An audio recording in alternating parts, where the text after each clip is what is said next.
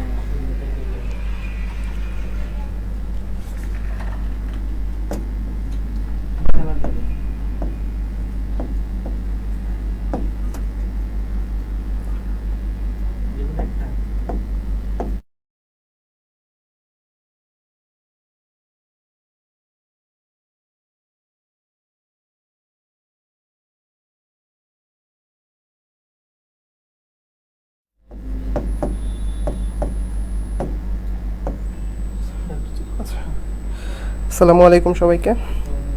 আমার কথা শোনা যাচ্ছে কিনা আমাকে একটু কনফার্ম করো সবাই।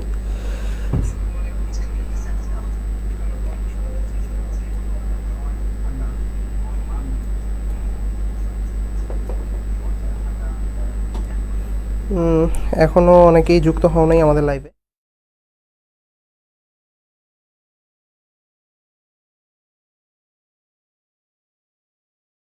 কিছু দেখা যায় কিনা একটু আমাকে কনফার্ম করো।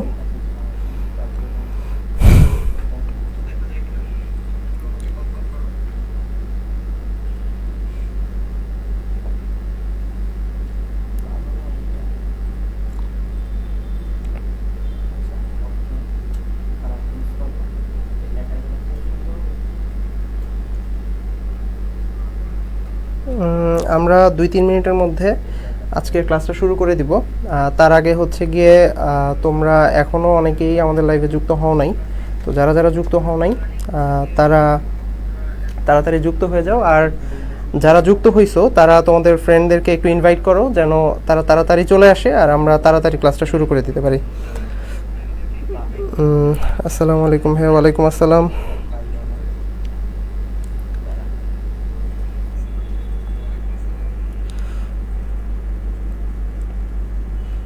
হ্যাঁ, ইয়েটা অফ করে দেন, সাউন্ডটা।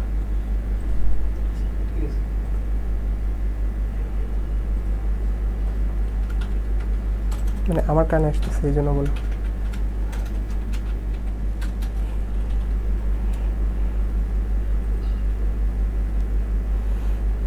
আচ্ছা, আমি কি ক্লাসটা শুরু করব? আমাকে একটু জানাও যে আমি ক্লাসটা এখনই শুরু করব কিনা, নাকি আমি আরও 2-3 মিনিট অপেক্ষা করব। তোমাদের এখনও তোমরা আমি দেখতেছি আসো নাই সবাই। আমি 2-3 মিনিট অপেক্ষা করতে চাইতেছি, এর মধ্যে তোমরা একটু চলে আসো তাড়াতাড়ি। আমাদের ক্লাসটা 5টায় শুরু হওয়ার কথা, অলরেডি 5টা 13 বাজে। তো আমি আর 2 মিনিট অপেক্ষা করি, এরপরে আমাদের ক্লাসটা আমরা শুরু করব। আজকে আমি যে চ্যাপ্টারটা পড়াবো সেটা হচ্ছে বায়োলজি সেকেন্ড পেপারের, মানে অর্থাৎ তোমাদের জুওলজির চ্যাপ্টার 4 অর্থাৎ রক্ত। তো শুধুমাত্র এইচএসসি না, এইচএসসিতে প্রথম কথা যদি এমন হয় যে কোনো একটা টিচারকে যদি আসলে জুওলজি বইটা দিয়ে বলে যে পুরো বইটা থেকে যে কোনো একটা প্রশ্ন করতে বলা হয়, তাহলে তুমি নিশ্চিত থাকো যে যেই একটা প্রশ্ন করবে সেটা হচ্ছে রক্ত থেকে করা হবে। ঠিক আছে? তাহলে রক্ত এই চ্যাপ্টারটা হয়তোবা অন্য চ্যাপ্টারের তুলনায় অত বড় না, কিন্তু আসলে রক্তের মানে এই চ্যাপ্টারটার সবচেয়ে বড় ইম্পর্টেন্সের জায়গাটা আসলে এখান থেকেই বোঝা যায় যে তোমাকে প্রত্যেকটা লাইন এই চ্যাপ্টারের গুরুত্বপূর্ণ। তোমাকে প্রত্যেকটা লাইন আসলে মনোযোগ দিয়ে পড়তে হবে, আর সব লাইনই আসলে তোমাকে মনে রাখতে হবে। এখন মনে রাখা, এতগুলো লাইন মনে রাখার জন্য আমাদেরকে তাহলে কি করতে হয়? স্বাভাবিকভাবেই এত লাইন মনে রাখার জন্য আমাদেরকে কিছু ট্রিক্স অ্যাপ্লাই করতে হয় যেন সবগুলো আসলে আমরা গুছিয়ে পড়ে ফেলতে পারি। তাহলে আজকে সেটাই করার ট্রাই করব যেন রক্ত থেকে তোমাদের আসলে কোনো সমস্যা না থাকে, এবং তোমাদের এইচএসসি সামনে, তো এইচএসসিতে এইখান থেকে যে প্রশ্নটা আসবে সেই প্রশ্নটা যেন তোমরা অ্যান্সার করতে পারো। তাহলে আমাদের এখনও আসলে আর 1 মিনিট অপেক্ষা করব, হয়তো এখনও সবাই যুক্ত হও নাই।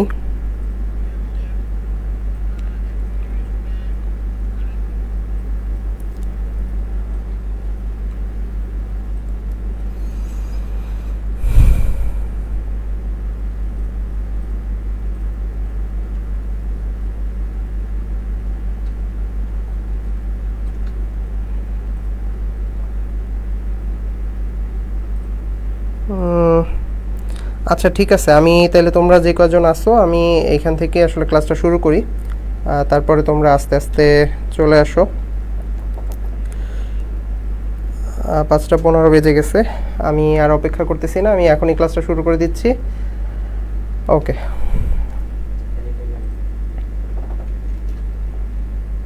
চলো তাহলে শুরু করি। আচ্ছা, প্রথম যে কথা সেটা হচ্ছে, একটু আগে আমি তোমাদেরকে বললাম যে চ্যাপ্টারটা হচ্ছে গিয়ে তোমাদের পুরো বায়োলজি বইয়ের সবচেয়ে গুরুত্বপূর্ণ চ্যাপ্টার। আচ্ছা, একটা গুরুত্বপূর্ণ চ্যাপ্টার যখন পড়তে হয় তখন আমাদেরকে কিছু জিনিস আসলে মার্ক করে ফেলতে হয়। কিভাবে মার্ক করতে হয়, যে আমি যখন বললাম যে এই চ্যাপ্টার থেকে তোমাদের এইচএসসিতে অবশ্যই প্রশ্ন আসবে, এখন আমাদেরকে শুরুতে যেটা করতে হবে, জিনিসটাকে একটু গুছায় ফেলতে হবে। গুছানো বলতে কি বুঝাইতেছে, আমি এমনভাবে গুছাবো যেই টপিকগুলো থেকে প্রতিনিয়ত প্রশ্ন আসতেছে, এবং শুরুতেই আমি এই টপিকগুলো এই জন্য গুছিয়ে ফেলবো যেন আমরা যখন পড়বো তখন প্রথমত আমরা যখন পড়াটা আগায় নিয়ে যাইতেছি তখন আমরা বুঝতে পারবো যে আসলে আমি যখন ধরো আধা ঘন্টা পড়ে ফেলছি, আধা ঘন্টার মধ্যে আমি এই চ্যাপ্টারের কতটুকু পড়তে পারলাম, এইটা আমাদের একটা ধারণা আসবে। এই জন্য আমাদেরকে আস্তে আস্তে কি হবে, আস্তে আস্তে আমাদের মধ্যে একটা কনফিডেন্স বিল্ড আপ হবে। এটা হচ্ছে প্রথম কথা। আর দ্বিতীয় কথা যেটা, সেটা হচ্ছে যে আমাদের যখন আমি টপিকগুলো গুছিয়ে ফেলবো তখন আমাদের পড়ার সময় কোনো টপিক বাদ পড়ে যাচ্ছে কিনা সেটাও আমাদেরকে আমাদের বুঝতে একটু সহজ হবে। আচ্ছা, তো প্রথমে আমাদেরকে যেটা পড়তে হবে সেটা হচ্ছে যে ব্লাড সম্পর্কে একটু পড়তে হবে, অর্থাৎ রক্ত সম্পর্কে আদ্যপান্ত জানতে হবে। ঠিক আছে, রক্ত সম্পর্কে একটু ডিটেলসে জানতে হবে, এটা হলো প্রথম কথা। তারপরে রক্ত যেহেতু আমরা পড়তেছি, রক্ত, আচ্ছা এখন একটা জিনিস খেয়াল করো, তোমাদের প্রথম 2টা চ্যাপ্টার শেষ হওয়ার পরে 3 নাম্বার চ্যাপ্টার থেকে আমরা কিন্তু হিউম্যান বডি পড়া স্টার্ট করছিলাম, তাই না? হিউম্যান বডি পড়া স্টার্ট করছিলাম। এখন হিউম্যান বডি যখন আমরা পড়তে চাই তখন হিউম্যান বডিকে আমরা কিভাবে পড়ি, হিউম্যান বডি পড়ার জন্য আমরা কি করি, আমাদের পুরো বডিটাকে আমরা কয়েকটা সিস্টেমে ভাগ করে ফেলি। সিস্টেম কথার অর্থ কি? সিস্টেম কথার অর্থ হচ্ছে গিয়ে তন্ত্র। ঠিক আছে, আমরা কতগুলো সিস্টেমে আমাদেরকে আগে ভাগ করে ফেলি যেন আমরা আমাদের পুরো বডি সম্পর্কে অল্প অল্প করে পুরোটাই জেনে ফেলতে পারি। এখন এটা করার জন্য আমরা কি করলাম, তাহলে হিউম্যান বডিকে কয়েকটা সিস্টেমে ভাগ করে ফেললাম। প্রথমে তুমি যে সিস্টেমটা পড়লা চ্যাপ্টার 3-তে, সেটাকে আমরা বলছিলাম হচ্ছে গিয়ে ডাইজেস্টিভ সিস্টেম, তাই না? তাহলে ডাইজেস্টিভ সিস্টেম পড়ার পরে আমাদের এই চ্যাপ্টারে আমরা পড়তেছি হচ্ছে গিয়ে, আমি বলতেছি রক্ত, অ্যাকচুয়ালি চ্যাপ্টারটা রক্ত না, চ্যাপ্টারটা হচ্ছে গিয়ে কি আমরা বলি হচ্ছে গিয়ে রক্ত যেই সিস্টেমের ভিতর দিয়ে প্রবাহিত হয় সেই সিস্টেমটা আমরা পড়াশোনা করব, অর্থাৎ রক্ত সংবহনতন্ত্র, বা ইংরেজিতে আমরা বলি হচ্ছে গিয়ে ব্লাড সার্কুলেটরি সিস্টেম। আচ্ছা, তাহলে আমরা হচ্ছে গিয়ে অ্যাকচুয়ালি আজকে যেটা পড়বো সেটা হচ্ছে ব্লাড সার্কুলেটরি সিস্টেম। আচ্ছা, তাহলে ব্লাড সার্কুলেটরি সিস্টেমের প্রথম যে অংশ সেটা হচ্ছে গিয়ে ব্লাড বা রক্ত। দ্বিতীয় অংশটা কি হবে? এখন দ্বিতীয় অংশের মধ্যে আমাকে পড়তে হবে কি, রক্ত যে সিস্টেমের ভিতর দিয়ে প্রবাহিত হয়। তাহলে রক্ত যে সিস্টেমের ভিতর দিয়ে প্রবাহিত হয় সেই সিস্টেমের প্রধান যে অঙ্গ সেই অঙ্গটা পড়তে হবে। তাহলে রক্ত যে সিস্টেম দিয়ে প্রবাহিত হয় সেই সিস্টেমের প্রধান যে অঙ্গ সেই অঙ্গের নাম হচ্ছে গিয়ে হৃৎপিণ্ড। আচ্ছা, হৃৎপিণ্ড বা হার্ট। আচ্ছা, তাহলে হৃৎপিণ্ড পড়বো বা হচ্ছে গিয়ে হার্ট পড়বো। আচ্ছা, এখন কথা হচ্ছে যে ব্লাড যখন আমি পড়লাম, ব্লাডের মধ্যে আমাদের টপিক অ্যাকচুয়ালি এই দুইটাই, একটা হচ্ছে গিয়ে রক্ত বা ব্লাড, আর একটা হচ্ছে গিয়ে হৃৎপিণ্ড বা হার্ট। এখন রক্ত থেকে আমরা কতটুকু পড়বো, একটা হচ্ছে গিয়ে রক্তের কিছু অ্যানাটমি পড়বো। ঠিক আছে, রক্তের অ্যানাটমি মানে কি? রক্তের অ্যানাটমি বলতে বোঝায় হচ্ছে রক্তটা দেখতে কেমন, আমাদের বডিতে কি কি রক্ত থাকে, রক্তের ভিতরে অ্যানালাইসিস করতে গেলে ভিতরে আমরা কি কি জিনিস পাবো, এই জিনিসগুলো যখন পড়বো সেটাকে আমরা বলি হচ্ছে গিয়ে রক্তের অ্যানাটমি বা ব্লাড অ্যানাটমি পড়বো। এটা গেল হচ্ছে গিয়ে ফার্স্ট পার্ট। দ্বিতীয় কথা হচ্ছে আমরা অ্যানাটমির সাথে কিছু জিনিস পড়বো, সেটা হচ্ছে গিয়ে ফিজিওলজি। ফিজিওলজি বলতে কি বোঝায়? ফিজিওলজি বলতে বোঝায় হচ্ছে গিয়ে রক্তের কিছু ফাংশন, অর্থাৎ প্রথমে আমরা রক্তটাকে চিনলাম যে এটা দেখতে কেমন, এটার ভিতরে কি আছে না আছে, এই জিনিসগুলো আমি যখন পড়লাম, তারপরে আমাদের পরবর্তী যে দায়িত্ব সেটা হচ্ছে রক্তের ফিজিওলজি বা এটার ফাংশনটা পড়তে হয়। ফাংশন মানে কি? এটা আমাদের বডির ভিতরে কি কাজ করে। ঠিক আছে, আচ্ছা, তো কাজগুলো যখন পড়বো তখন আমরা দেখব যে রক্তের খুব গুরুত্বপূর্ণ একটা কাজের মধ্যে আমরা দেখব যে এখন রক্তটাকে আমাদের বডিতে প্রিজার্ভ করতে হইতেছে। এখন প্রিজার্ভ করার জন্য আমরা একটা সিস্টেম আমাদের মধ্যে আছে, সেটা কি? সেটা হচ্ছে রক্ত যেন আমাদের বডি থেকে কোনো একটা ট্রমা বা হচ্ছে গিয়ে কোনো একটা অ্যাক্সিডেন্টের কারণে রক্ত যেন আমাদের বডি থেকে একদম বের হয়ে না চলে যায়। ঠিক আছে, সেই সিস্টেমটাকে বজায় রাখার জন্য একটা প্রতিরক্ষামূলক ব্যবস্থা আছে, সেটাকে আমরা বলি হচ্ছে গিয়ে ব্লাড ক্লটিং। সেটাকে আমরা কি বলি? সেটাকে বলি হচ্ছে গিয়ে ব্লাড ক্লটিং। ঠিক আছে, আচ্ছা, তাহলে আমরা ব্লাড ক্লটিং বা বাংলায় আমরা বলি হচ্ছে গিয়ে রক্ততঞ্চন। ঠিক ঠিক আছে, তাহলে রক্ত থেকে আমরা তিনটা ঘটনা পড়লাম, একটা হচ্ছে গিয়ে রক্তের অ্যানাটমি পড়বো, একটা হচ্ছে গিয়ে আমরা ফিজিওলজি পড়বো অর্থাৎ কিছু ফাংশন পড়বো, তারপরে আমরা যেটা পড়বো সেটা হচ্ছে যে রক্ত প্রিজার্ভ করার জন্য খুব গুরুত্বপূর্ণ আমাদের একটা প্রতিরক্ষামূলক সিস্টেম, সেটাকে আমরা বলি হচ্ছে গিয়ে ব্লাড ক্লটিং বা হচ্ছে গিয়ে রক্ত তঞ্চন প্রক্রিয়া। তাহলে আমাদেরকে ব্লাড থেকে এই তিনটা ঘটনা পড়তে হবে, এটা হলো একটা ঘটনা। দেন আমাদের যে টপিকটা আসে সেটা হচ্ছে হৃৎপিণ্ড, ঠিক আছে। তাহলে তুমি একটা জিনিস খেয়াল করো, আমরা যখন রক্ত বা ব্লাড সার্কুলেটরি সিস্টেম পড়তেছি এই দুইটা টপিক কিন্তু খুবই রিলেভেন্ট টপিক, ঠিক আছে। কারণ কি, একে তো আমি ব্লাড পড়বো, দ্বিতীয় কথা হচ্ছে ব্লাড যে সিস্টেমের ভিতর দিয়ে সার্কুলেশন হইতেছে সেই সিস্টেমটা পড়তে হবে। আচ্ছা, সিস্টেমটা পড়তে গিয়ে আমি একটু আগে বললাম আমাদের ব্লাড সার্কুলেটরি সিস্টেমের প্রধান যে অঙ্গ সেই অঙ্গটা হচ্ছে কি হৃৎপিণ্ড। তাহলে হৃৎপিণ্ড সম্পর্কে জানতে হবে, সেম হৃৎপিণ্ডের আমাদের প্রথমে কি জানতে হবে, হৃৎপিণ্ডের অ্যানাটমি জানতে হবে, ঠিক আছে। আচ্ছা ঠিক আছে, তো অ্যানাটমি বলতে কি বোঝায় একটু আগে আমি তোমাদের বললাম, অ্যানাটমি বলতে বোঝায় হচ্ছে গিয়ে সেই জিনিসটা দেখতে কেমন, ঠিক আছে। তাহলে সেই জিনিসটা দেখতে কেমন সেইটার মোটামুটি একটা পরিচয় হচ্ছে গিয়ে অ্যানাটমি। তাহলে আমাদেরকে সেম ভাবে ব্লাড থেকে যেভাবে জানতে হবে ঠিক একইভাবে হৃৎপিণ্ড যখন পড়বো হৃৎপিণ্ডের আমাদেরকে অ্যানাটমি জানতে হবে, হৃৎপিণ্ডের ফাংশনটা জানতে হবে। ফাংশন বলতে কি বোঝায়, ফাংশনকে আমরা বায়োলজির ভাষায় বলি হচ্ছে গিয়ে ফিজিওলজি, ঠিক আছে, ফিজিওলজি। তাহলে আমরা প্রথমে জানবো হচ্ছে গিয়ে অ্যানাটমি অর্থাৎ এটা দেখতে কেমন, দ্বিতীয়ত আমরা জানবো হচ্ছে গিয়ে হৃৎপিণ্ডের কিছু ফিজিওলজি শিখবো, ঠিক আছে, অর্থাৎ হৃৎপিণ্ড কিভাবে আমাদের বডির মধ্যে কিভাবে ফাংশনটা করে সেটাই হচ্ছে গিয়ে ফিজিওলজি, ঠিক আছে। আচ্ছা, এছাড়া আমরা এইখান থেকে কিছু জিনিস শিখবো, সেটা হচ্ছে আচ্ছা ফিজিওলজিটাই আমরা হচ্ছে গিয়ে অ্যাকচুয়ালি এই দুইটা ভাগে ভাগ করে পড়বো। আমরা যখন পড়বো সেটা আমি তোমাদেরকে দেখাবো। এটা হলো একটা বিষয়। সব শেষ, এই এত কিছু পড়ার পরে সব শেষ আমরা যে জিনিসটা শিখবো সেইটাকে আমরা বলি হচ্ছে গিয়ে প্যাথোলজি। প্যাথোলজি বলতে কি বোঝায়, প্যাথোলজি বলতে বোঝায় হচ্ছে গিয়ে রোগ।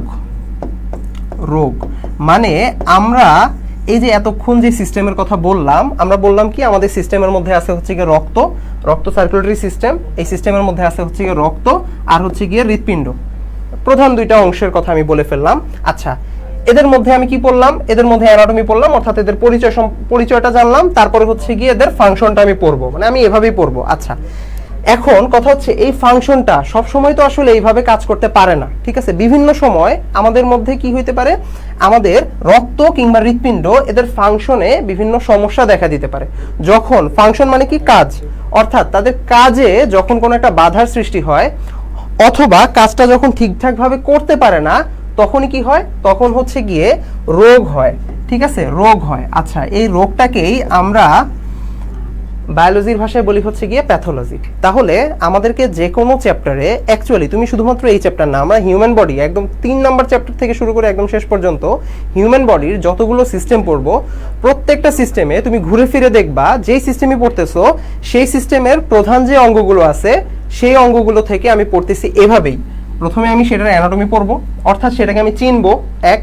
দ্বিতীয়ত সেটার ফিজিওলজিটা পড়বো মানে সেটার ফাংশনটা পড়বো, 2 এবং 3 নম্বরে সবশেষে আমি পড়বো হচ্ছে কি সেটার প্যাথোলজি অর্থাৎ সেটার ফাংশনটা যদি ঠিকঠাক মতো না হয় তাইলে ঘটনাটা কি ঘটবে সেটাকে বলা হচ্ছে প্যাথোলজি। আচ্ছা, এখন কথা হচ্ছে তোমাদের এইচএসসি পরীক্ষার জন্য অ্যাকচুয়ালি এই যে রক্ত এবং হৃৎপিণ্ড এটার অ্যানাটমি এবং ফিজিওলজি এই পর্যন্তই গুরুত্বপূর্ণ।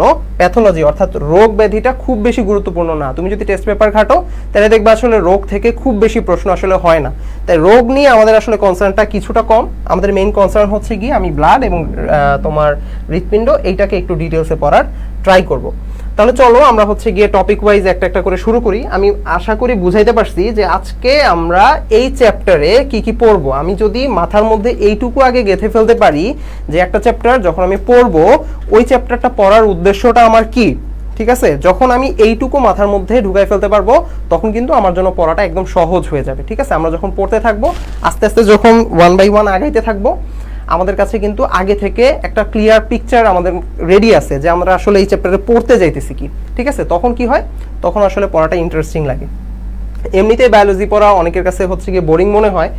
বোরিং মনে হওয়ার অন্যতম কারণ হচ্ছে গিয়ে আমরা আগেই ধরে ফেলছি যে বায়োলজি আসলে মুখস্থ করতে হয়, মানে এটা একদম বিল্ট ইন, মানে মাথার মধ্যে পড়ার আগেই ঢুকাই ফেলছি যে বায়োলজি মুখস্থ করতে হবে, মানে আগা মাথা কিছু না বুঝেই আমাদেরকে মুখস্থ করতে হবে। তো এখন তুমি যদি আগে থেকে মাথার মধ্যে এই জিনিস সেট করে রাখো তাহলে তো আসলে ওই সাবজেক্ট ভালো লাগার আসলে প্রশ্নই ওঠে না। তো যাই হোক, এই জায়গা থেকে একটু বের হয়ে আমরা কনসেপ্ট ওয়াইজ এবং হচ্ছে গিয়ে রিলেভেন্ট টপিক ওয়াইজ আলোচনা করব। মানে এমন না যে হচ্ছে গিয়ে আমি জাস্ট পড়া লাগবে পড়লাম, বিষয়টা তা না। ঠিক আছে, আমাদের বায়োলজি যখন আমি জুওলজি পড়তেছি, জুওলজি পড়ার উদ্দেশ্যই হচ্ছে আমি যদি একদম শুরু থেকে 1 মিনিট একটা কথা বলি, সেটা হচ্ছে জুওলজি যখন আমি পড়তেছি আমি পড়লাম কি প্রাণীবিজ্ঞান, আচ্ছা তো বা প্রাণীবিদ্যা। আচ্ছা যখন তুমি হচ্ছে গিয়ে প্রাণীবিদ্যা পড়তেছো, তো প্রাণীবিদ্যার মধ্যে তুমি স্বাভাবিকভাবেই সকল প্রাণী সম্পর্কেই জানবা, ঠিক আছে। প্রথম চ্যাপ্টারে তুমি ক্লাসিফিকেশন পড়ছো, তারপরের চ্যাপ্টারে আসলে 3টা আলাদা আলাদা প্রাণী সম্পর্কে জানছো। এরপরেই আমরা 3 নম্বর চ্যাপ্টার থেকে শুরু করছি হিউম্যান বডি। স্বাভাবিকভাবেই আমরা যেহেতু হিউম্যান, ঠিক আছে, আমাদের মেইন কনসার্নের জায়গাটা সকল প্রাণীর মধ্যেই মেইন কনসার্ন, যত প্রাণী আসলে থাকুক মেইন কনসার্ন আসলে আমাদের নিজেদের বডি, মানে হিউম্যান বডি আসলে মেইন কনসার্ন হওয়া উচিত। তো সেটাই হয়েছে। তারপরে আমরা 3 নম্বর চ্যাপ্টার থেকে হচ্ছে শুরু করলাম আমাদের বিভিন্ন সিস্টেম ধরে ধরে। দেখো আমাদের যখন বডি নিয়ে আলোচনা করতে হয়, আমরা পুরো বডিটা যদি আসলে আলোচনা করতে চাই, বডিটাকে আমরা একবারে তো আলোচনা করতে পারবো না, তাই না? আমাদের কি কি করতে হবে? আগে হচ্ছে বডিটাকে কয়েকটা অংশে ভাগ করে ফেলতে হবে। এখন বডিটাকে ভাগ করার জন্য বেস্ট ওয়ে কোনটা? আমি একটা কাজ করতে পারি, সেটা হচ্ছে আমার বডিটাকে আমি হাত, মাথা, পা এইভাবে করে করে ভাগ করে করে পড়তে পারি। তো এইভাবে পড়লে আসলে আইডিয়াল হয় না, ঠিক আছে। পড়তে হয় কিভাবে? আমার বডির মধ্যে রিলেভেন্ট যে সিস্টেমগুলো আছে, অর্থাৎ আমরা ছোটবেলা থেকে পড়ছি কিন্তু, আচ্ছা আমি সিস্টেম বলতেছি, তোমরা কত বুঝতেছো কিনা আমি জানি না। সিস্টেম কথার বাংলা অর্থ হচ্ছে গিয়ে তন্ত্র, ঠিক আছে। তো তুমি ছোটবেলায় কিন্তু পড়ছো যে আমাদের গাঠনিক ইউনিট হচ্ছে গিয়ে বা স্ট্রাকচারাল ইউনিট বা একক হচ্ছে গিয়ে কোষ। কতগুলো কোষ যারা হচ্ছে একই ধরনের কাজ করে, তারা কতগুলো কোষ যখন একই ধরনের কাজ করে, এরকম কতগুলো কোষ যখন পাশাপাশি বসে, তখন যে জিনিসটা তৈরি করে সেটাকে বলি হচ্ছে আমরা টিস্যু, ঠিক আছে। তারপরে কতগুলো টিস্যু যখন পাশাপাশি একসাথে বসে এবং সেই টিস্যুগুলো যখন একই ধরনের কাজ করে, তখন সেটাকে আমরা বলি কি একটা অঙ্গ, তাই না? ঠিক একইভাবে কতগুলো অঙ্গ যখন একই ধরনের কাজ করে, কতগুলো অঙ্গ মিলে যখন একই ধরনের কাজ করে, তখন আমরা সেটাকে বলি হচ্ছে গিয়ে তন্ত্র, বা ইংরেজিতে আমরা বলি হচ্ছে গিয়ে সিস্টেম, ঠিক আছে। তাহলে এই জিনিসগুলো আমি আগে ক্লিয়ার করে নিচ্ছি। কি পড়তেছি আমরা পড়তেছি হচ্ছে গিয়ে সিস্টেম ধরে ধরে, ঠিক আছে। তাহলে আজকে আমাদের কোন সিস্টেম পড়ার কথা? সেটা হচ্ছে ব্লাড সার্কুলেটরি সিস্টেম, অর্থাৎ রক্ত সংবহন তন্ত্র। এছাড়া আর কি কি সিস্টেম আছে আমরা 3rd চ্যাপ্টারে দেখছি, সেটা হচ্ছে গিয়ে ডাইজেস্টিভ সিস্টেম, পরিপাকতন্ত্র। পরিপাকতন্ত্রের মধ্যে কি আছে? এই যে মুখ থেকে শুরু করে একদম পায়ুপথ পর্যন্ত, ঠিক আছে। অর্থাৎ খাবারটা মুখে নেওয়া নিয়ে হচ্ছে গিয়ে সেই খাবারটার আমরা জানি যে, আচ্ছা এত ডিটেলসে কথা না বলি, কথা হচ্ছে সহজ কথা, আমরা যে খাবারটা খাই সেই খাবারটা খাওয়া থেকে শুরু করে বের করে শরীর থেকে বের করে দেওয়ার জন্য, মানে একদম বের করে দিয়ে সেখান থেকে সঠিক পুষ্টিটা বডির মধ্যে রেখে দেওয়ার যে প্রক্রিয়া, এই প্রক্রিয়াটা ঘটানোর জন্য যেই সকল অঙ্গ কাজ করে, সবগুলো অঙ্গকে একসাথে আমরা বলি হচ্ছে গিয়ে একসাথে যে তন্ত্রটা তৈরি করে সেটাকে আমরা বলি হচ্ছে গিয়ে পরিপাকতন্ত্র, ঠিক আছে, ডাইজেস্টিভ সিস্টেম। ঠিক একইভাবে আমাদের যেই খাবারটা, যে পুষ্টিটা আমি রেখে দিলাম, সেই পুষ্টিটা আমাদের বডির কি করতে হবে? বিভিন্ন সেলের মধ্যে পৌঁছায় দিতে হবে। এই পৌঁছানোর দায়িত্বটা পালন করে হচ্ছে রক্ত, ঠিক আছে। কিন্তু রক্ত বিভিন্ন জায়গায় যাইতে পারে না, ঠিক আছে। যাওয়ার জন্য তার বিভিন্ন পথ দরকার হয়, যেমন হচ্ছে গিয়ে আমাদের ভেনাস সিস্টেম, মানে ভেইনস, ঠিক আছে, শিরা, উপশিরা বা হচ্ছে গিয়ে আর্টারি, ধমনী, ঠিক আছে, এই জিনিসগুলো দরকার হয়।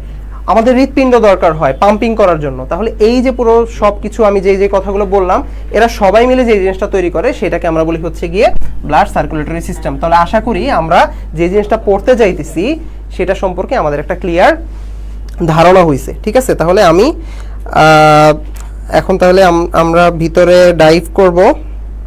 তার আগে আরেকবার একটু দেখি তোমরা এখন কি অবস্থা, কতজন জয়েন করছো। আমি এটা নিয়ে একটু বেশি কথা বললাম এই জন্য, তোমাদেরকে একটু টাইম দেওয়ার চেষ্টা করতেছি যেন তোমরা এর মধ্যে আসলে তোমাদের ফ্রেন্ডদের সাথে ক্লাসটা শেয়ার করে দিতে পারো।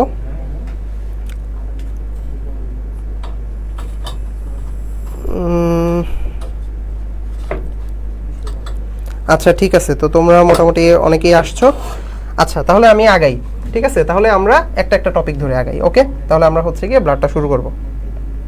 আচ্ছা তাহলে খেয়াল করো, মনে করো তুমি কোনো একটা সমস্যা নিয়ে হসপিটালে গেছো, ঠিক আছে। তো হসপিটালে গেলে দেখবা যে, মানে হসপিটাল বলতে হচ্ছে তুমি ডাক্তারের কাছে গেছো। তো ডাক্তার দেখবা আসলে তোমার প্রথমত তোমার সমস্যাটা যদি ধরতে না পারে, প্রথমেই তোমাকে দেখবা একটা টেস্ট কমনলি দিবেই, সেই টেস্টের নাম হচ্ছে গিয়ে সিবিসি, ঠিক আছে। সিবিসি মানে হচ্ছে গিয়ে কি, এটা ফুল ফর্ম হচ্ছে গিয়ে কমপ্লিট ব্লাড কাউন্ট, ঠিক আছে। অর্থাৎ ব্লাডের পুরো কাউন্টটা তারা বের করতে চাইতেছে, ঠিক আছে, যে কাউন্ট সব ঠিক আছে কিনা। আচ্ছা তো তোমাকে সিবিসি দিছে, তো সিবিসি দেওয়ার পরে এরপরে তুমি কি করবা? তুমি হচ্ছে গিয়ে একজন প্যাথোলজিস্টের কাছে যাবা, ঠিক আছে। তো গেলে সে কি করবে? সে হচ্ছে গিয়ে তোমার হাতের ভিতর থেকে তোমার হাতের এইখান থেকে হচ্ছে গিয়ে দেখবা রক্ত এভাবে ড্র করে নিতেছে, ঠিক আছে। তো ড্র করে প্রথমে সে কি করবে, সে হচ্ছে গিয়ে একটা টিউবের মধ্যে রাখবে, ঠিক আছে। মনে করো আমি কি করলাম, একটা টিউবের মধ্যে রাখলাম, এই টিউবটাকে আমরা বলি হচ্ছে গিয়ে ধরো টেস্ট টিউব, ঠিক আছে। তো টেস্ট টিউবের মধ্যে যদি হচ্ছে গিয়ে আমি রাখি, আমি কি করলাম, আমি কি রাখছি, এটার ভিতরে হচ্ছে গিয়ে আমি রক্ত রেখে দিছি, ঠিক আছে। আচ্ছা, তো রক্ত রাখার পরে আমি কি করলাম, এইটাকে আমি হচ্ছে গিয়ে সেন্ট্রিফিউজ মেশিনের মধ্যে দিয়ে দিলাম, ঠিক আছে। তো সেন্ট্রিফিউজ মেশিনে মোটামুটি হচ্ছে গিয়ে 30 মিনিট সেন্ট্রিফিউজ মেশিনে রাখার পরে আমি এইটার যে অবস্থাটা দেখতে পাবো, দেখো এটা হচ্ছে টেস্ট টিউব, এখানে তোমার রক্তটা রাখা হয়েছে, কতক্ষণ আমি হচ্ছে গিয়ে এই রক্তটা রেখে সেন্ট্রিফিউজ মেশিনে এই টেস্ট টিউবটা রেখে দিছি, ঠিক আছে। তো রাখার পরে কি হবে, আমি কতক্ষণ রাখছি, মোটামুটি 30 মিনিট, 30,000 বারের মতো হচ্ছে গিয়ে সেন্ট্রিফিউজ মেশিনে আমি এটাকে ঘুরাইছি, ঠিক আছে। আচ্ছা, সেন্ট্রিফিউজ মেশিনটা কি, এটা সম্পর্কে একটু বলি। সেন্ট্রিফিউজ মেশিন হচ্ছে গিয়ে এমন একটা মেশিন যেটার কাজ হচ্ছে গিয়ে ঘুরা, ঠিক আছে। এখন এটা ঘুরায় কেন, মেইন ঘটনা হচ্ছে গিয়ে সেন্ট্রিফিউজ মেশিনটা ঘুরায় তোমার একটা কাজকে সহজ করে দেয়। সেই কাজটা কি, গ্র্যাভিটেশনাল যে ফোর্স, মানে তোমার গ্র্যাভিটিটাকে একটু বাড়ায় দেয়, ঠিক আছে। গ্র্যাভিটির কাজটাকে একটু ইজি করে দেয়।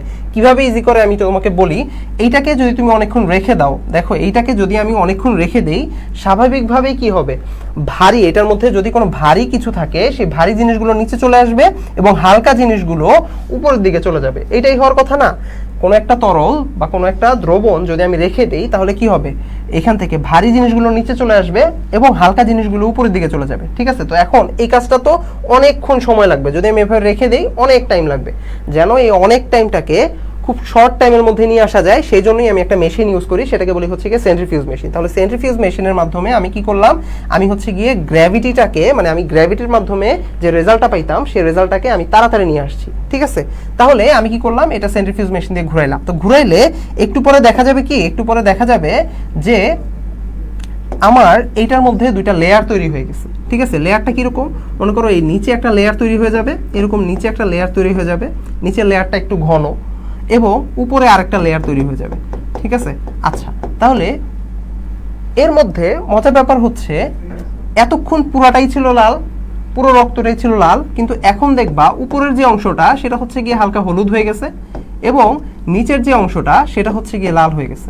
আচ্ছা, ঠিক আছে, এটার কারণটা কি, এটার কারণ হচ্ছে গিয়ে উপরের যে অংশটুকু, সেই অংশটুকুকে আমরা বলতেছি হচ্ছে গিয়ে রক্তের প্লাজমা, ঠিক আছে। তাহলে উপরের যে অংশটুকু সেটা হচ্ছে গিয়ে রক্তের প্লাজমা এবং নিচের যে অংশটুকু, যে লাল অংশটুকু আমরা দেখতে পারতেছি, সেটা হচ্ছে গিয়ে রক্তের কণিকা। তাহলে আমি এতটুকু বুঝতে পারলাম যে রক্তের মধ্যে আসলে আমরা যে রক্তের কথা বলতেছি, সে রক্তের মধ্যে অ্যাকচুয়ালি দুইটা পার্ট থাকে, একটা হচ্ছে গিয়ে রক্তের প্লাজমা বা রক্ত রস বলি আমরা এটাকে, আর আরেকটাকে বলতেছি হচ্ছে গিয়ে আমাদের রক্তের কণিকা, ঠিক আছে। তাহলে এটা হচ্ছে তোমাদেরকে একটু জানতে হবে যে প্লাজমার পরিমাণ কতটুকু এবং রক্তের কণিকার পরিমাণ কতটুকু, ঠিক আছে। তাহলে রক্তের কণিকার পরিমাণ হচ্ছে গিয়ে মাত্র 45% এবং প্লাজমা বা রক্তরসের পরিমাণ হচ্ছে গিয়ে 55%। তাহলে আমাদের মোটামুটি 55% রক্তরস বা প্লাজমা আছে, আর হচ্ছে গিয়ে রক্তকণিকা হচ্ছে গিয়ে 45%। তাহলে আমি এটা বুঝলাম কেমনে, এটা হচ্ছে গিয়ে আমি মোটামুটি টেস্ট টিউবের দিকে তাকাইলেই দেখতে পারি যে টেস্ট টিউবের নিচের অংশে রক্তকণিকাগুলো জমা হয়ে যায় এবং টেস্ট টিউবের উপরের অংশে হলুদ প্লাজমা বা রক্তরসটা আলাদা হয়ে যায়, ঠিক আছে। তাহলে আমরা প্লাজমা নিয়ে আজকে খুব বেশি কথা বলবো না, কারণ আমাদের মেইন আজকে ফোকাস হচ্ছে গিয়ে যে আমরা পুরো চ্যাপ্টারটা খুব গুরুত্বপূর্ণ যে টপিকগুলো সেগুলো হচ্ছে গিয়ে আমরা কভার করে ফেলবো, ঠিক আছে, কম সময়ের মধ্যে। তাহলে যেহেতু আমাদের সময় কম, তাই হচ্ছে গিয়ে আমরা শুধু গুরুত্বপূর্ণ টপিকগুলো নিয়েই কথা বলবো। তাহলে প্লাজমা নিয়ে আমি কথা বলবো না, আমাদের দরকার হচ্ছে গিয়ে রক্তকণিকা, ঠিক আছে। তাহলে আমরা হচ্ছে গিয়ে রক্তকণিকা, মনে করো এই যে নিচের যে অংশটুকু, এই রক্তকণিকার মধ্যে চলে আসছি। আচ্ছা, ঠিক আছে, দেখো এই যে নিচের যে অংশটুকু, এটাকে বলি হচ্ছে গিয়ে আমরা রক্তকণিকা। আচ্ছা, ঠিক আছে, এখন রক্তকণিকাকে, যদিও এটার মধ্যে কন্ট্রোভার্সি আছে, বাট তবুও আমরা ধরে নিই রক্তকণিকাকে আমরা বলি হচ্ছে গিয়ে, আমরা রক্তের কোষও বলে থাকি অনেক সময়। কি বলি, রক্তের যে কণিকাগুলো, সেই কণিকাগুলোকে আমরা অনেক সময় রক্তের কোষ বলে থাকি। তাহলে কোষ মানে হচ্ছে ইংরেজিতে আমরা বলবো কি, ব্লাড সেল। তাহলে এখানে আমরা কি পাইতেছি, ব্লাড সেল, ঠিক আছে। তাহলে রক্তকণিকা আবার কয় রকম, এখানে ক্লাসিফিকেশনটা একটু জানতে হবে যে রক্তের কণিকা আছে হচ্ছে গিয়ে আবার 3 রকম। তাহলে রক্তের কণিকাগুলো হচ্ছে গিয়ে 3 রকম। কি কি, দেখো, একটাকে আমরা বলি হচ্ছে গিয়ে লোহিত রক্তকণিকা, একটাকে আমরা বলতেছি হচ্ছে লোহিত রক্তকণিকা। আচ্ছা, আরেকটাকে আমরা বলতেছি হচ্ছে গিয়ে শ্বেত রক্তকণিকা, শ্বেত রক্তকণিকা। আরেকটাকে আমরা বলতেছি হচ্ছে গিয়ে অনুচক্রিকা। আচ্ছা, এখন তোমরা একটু বড় হয়েছো, তোমাদের আসলে ইংরেজি টার্ম কিছু জানা লাগবে, কারণ হচ্ছে ইংরেজি টার্মগুলো প্রথমত তোমাদের এইচএসসিতে তো লাগবেই, তার চেয়ে বড় কথা হচ্ছে তোমাদের কিছুদিন পরে অ্যাডমিশন টেস্টে ইংরেজি টার্মগুলো জানা দরকার হবে। তাই হচ্ছে কি আমি ইংরেজি টার্মগুলো একটু বলে দিই। লোহিত রক্তকণিকাকে আমরা শর্টকাটে যেটা বলি সেটা হচ্ছে গিয়ে রেড ব্লাড সেল, আরবিসি। শ্বেত রক্তকণিকাকে আমরা বলি হচ্ছে গিয়ে ডব্লিউবিসি, আর অনুচক্রিকাকে আমরা বলি হচ্ছে গিয়ে প্লাটিলেট। আচ্ছা ঠিক আছে, এখন কথা হচ্ছে লোহিত রক্তকণিকা বা আরবিসি, রেড ব্লাড সেল, এটা তো হচ্ছে গিয়ে আমি জাস্ট এটাকে ইংরেজিতে ট্রান্সলেট করলাম। এর বাইরেও এর আরেকটা পরিচয় আছে, এর বায়োলজিক্যাল একটা নাম আছে। বায়োলজিক্যাল নামটা আমাদেরকে জানতে হবে। এই লোহিত রক্তকণিকাকে বায়োলজিক্যালি আমরা যেই নামে ডাকি সেটাকে বলি হচ্ছে আমরা ইরাইথ্রোসাইট। ইরাইথ্রোসাইট। আচ্ছা, শ্বেত রক্তকণিকাকে আমরা বায়োলজিক্যালি যেই নামে ডাকি সেটাকে আমরা বলি হচ্ছে গিয়ে লিউকোসাইট। আর প্লাটিলেটকে আমরা ডাকি হচ্ছে গিয়ে থ্রম্বোসাইট।